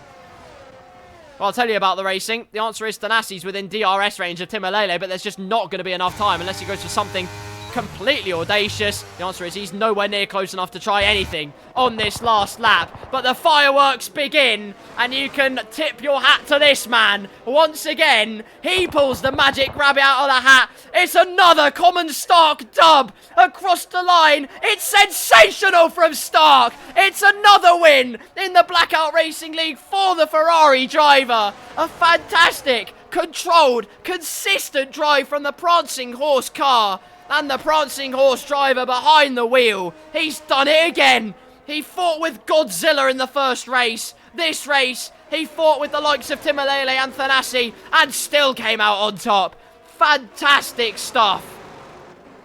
Timalele just hangs on to P2. Another lap and Thanasi could well have gazumped him, but there just was not enough time. Dirk crosses for P4. Milo almost, actually, within a shout of getting him in P5. Big Sam does keep P6 in the end. Magico gets that lucrative P7. J-Lane will be the last one to cross the line. Magico's retired from the session despite actually finishing the race, so that's an interesting one. But J-Lane slides across and into the pit lane. And he's going to cross the line in the pits. It's a processional finish to this race. It will be P8 for the Williams car. It will say P7 on the screen, but the Codemasters had a skill issue. So he was P8, basically. Driver of the day is Milo. Father of the day is Milo. Just give him all the awards. His soft tyre comeback was a sight to behold, I'll be honest with you. Magico says he got shafted. Yeah. Safety cars didn't do a lot of people any favours, I'll be honest with you. It was chaos. But once again, it's the same 3 as Las Vegas, although roles reversed for P1 and P3. Stark says, thank you very much. I'll have a piece of that. The silverware is in his favour. Claims the winner's spot after, once again, a peerless and consistent drive from the Ferrari man. The Prancing Horse back on top. Timalele did well to keep P2. Thanasi, an incredible comeback. Completely unleashed. 118.8. Fastest by Well, even the soft tyre runners didn't have an answer to his pace. Incredible pace from the Mercedes man around the Mexico City track. Well, crazy things happen in Mexico. It favoured some more than others, but in the end, it was Stark that took the win. Another win in the Blackout Racing League. And what a race it was from him. Timolele comes home to claim P2 with Thanasi P3 and fastest lap. Dirk 4th, Milo 5th, Big Sam in 6th, Magico in 7th, even though it says 8th, J-Lane in 8th, Buck 57 in 9th with Daniel Gilligan in 10th, with Buck 20, Slam, Maximus and Vulcan. Your final drivers in this Grand Prix. Well, big up the comeback, says my brother, and I'd have to agree. Thanasi did an absolutely peerless race after that pit lane fiasco. I've no idea what happened, I'll be honest with you. I'll come back to you next week when I've looked through the footage and looked through the data to ascertain what truly was the cause of this particular set of antics. But my God, what a comeback it was and what pace he had. Blimey. Exactly the reason why he's been the Drivers' World Champion, why he's so far in front at the top of the standings. Absolutely incredible. Well then, my goodness. That's the end of it. The end of this week, rather. That's the end of the penultimate week of Blackout Season. It's already the penultimate week, can I just say? My God, that's gone quickly, hasn't it? Felt like yesterday when I first commentated on Blackout at the Australian Grand Prix with Ivory. That is not on the internet for you all to feast on. I wish it was, although Magico did upload highlights of that. If you all wanted a nice throwback, go and find Magico's YouTube channel if you can. He posted highlights of Australia and of Azerbaijan. My first commentary gig, I had my microphone gain way too high because I was sitting in my gaming seat on the Xbox. And then eventually I decided, well, PC's better, isn't it? It's just better. And so I chickened and I came onto PC. And then they said, clean that up, that's disgusting. And then I eventually actually downloaded the game. So, there we are. That is Blackout for this week. Let's run it down before we head off and enjoy our evenings and wind down. Las Vegas was not as much chaos as I thought it would have been, but some phenomenal wheel-to-wheel racing. In the end, it was Thanasi that claimed the top honours with Timolele in P2, Stark P3, and the finest of margins, the absolute finest of margins for 4th place. 5,000th. I've got a list, apparently. Between Buck 57 and Dirk. Absolutely incredible stuff, genuinely. I had so much fun watching Las Vegas. Kingsley asked what happened in Las Vegas. I basically just told you, to be honest with you. There were a couple of retirements. The Wolves did catch out a couple of people and DNF them. However, it was front wings mainly that took a bit of a battering. And there were many nose puns. Nobody knows how many nose puns. If you even got a whiff of the kind of jokes that were out there, you would have had a great time. I certainly did. We had a nice little conversation of jokes and whatnot. Anyway, and then we went to Mexico. And Mexico was fun for other reasons. We had 2 safety cars, not nearly as many as F122, as far as I'm aware. Which is good, because that would have been a complete disease of a race to watch and commentate or otherwise. Stark, in the end, though, got the win. An incredibly consistent and composed drive from the Ferrari man. So well done to him. A fantastic effort. Timolele in P2 once again, Mr. Consistent. Thanasi came back from somehow ending up in the pit lane at the restart. No idea how. Don't ask, because I don't know. To P3 with the fastest lap on mediums. Faster than drivers on soft tyres, which were newer. So, he's just imperious, let's be honest. On pure pace, deserved to win the race. But the FIA said no. And indeed, racing said no. Because to be first, you have to... Well, to finish first, you have to be in first, primarily. But also, you have to finish. A lot of people didn't do that in Mexico. For whatever reason. The track grip not being very optimal. And it compromised a lot of people. Which was not very good. Well, I think that wraps it up, really. Other things. I'd like to give a shout out to Dirk for remaining very consistent this week. Well done to him. Give a shout out to Thanasi as always. For one, I've actually crowned him as Drivers' World Champion, etc. And a big shout out to Timolele for being Mr. Consistent, and for Stark again for winning. In fact, shout out to all the drivers, because the racecraft I enjoyed a ton, especially in Las Vegas. I enjoyed an absolute ton. I had a wonderful, wonderful time watching the racing. And I hope we can continue that into next week as well, where we go to the final 2 tracks. And by process of elimination, I can't possibly get this wrong. We are going to Abu Dhabi, and I believe the final race, if it's the same as F1 22, will be at Interlagos. And that will be quite something. The place where Lewis Hamilton won his first Drivers' Championship.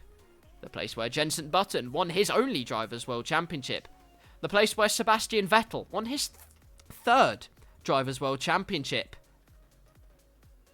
The place where Lewis Hamilton did one of the best drives possibly in Formula 1 history. From sprint race to main race. That'll be quite something. But you'll have to join us next week to find out what kind of magic it brings us. That is all I have to say regarding the racing and whatnot for this week. Once again, a huge, huge thank you to Blackout for allowing me to commentate on this wonderful league racing series. Believe me, you don't disappoint in terms of giving me good racing and plenty of banter along the way for me to bounce off of.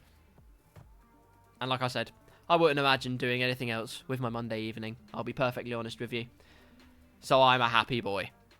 I hope you all enjoyed wherever you are watching this from. Thank you very, very much for tuning in. I hope you all enjoyed the chaos and the rapturous racing that happened in Las Vegas, in the Americas regions. Next week, like I say, we go to Abu Dhabi and Interlagos for one final week of Season 1. Chaos, composure, and consistency.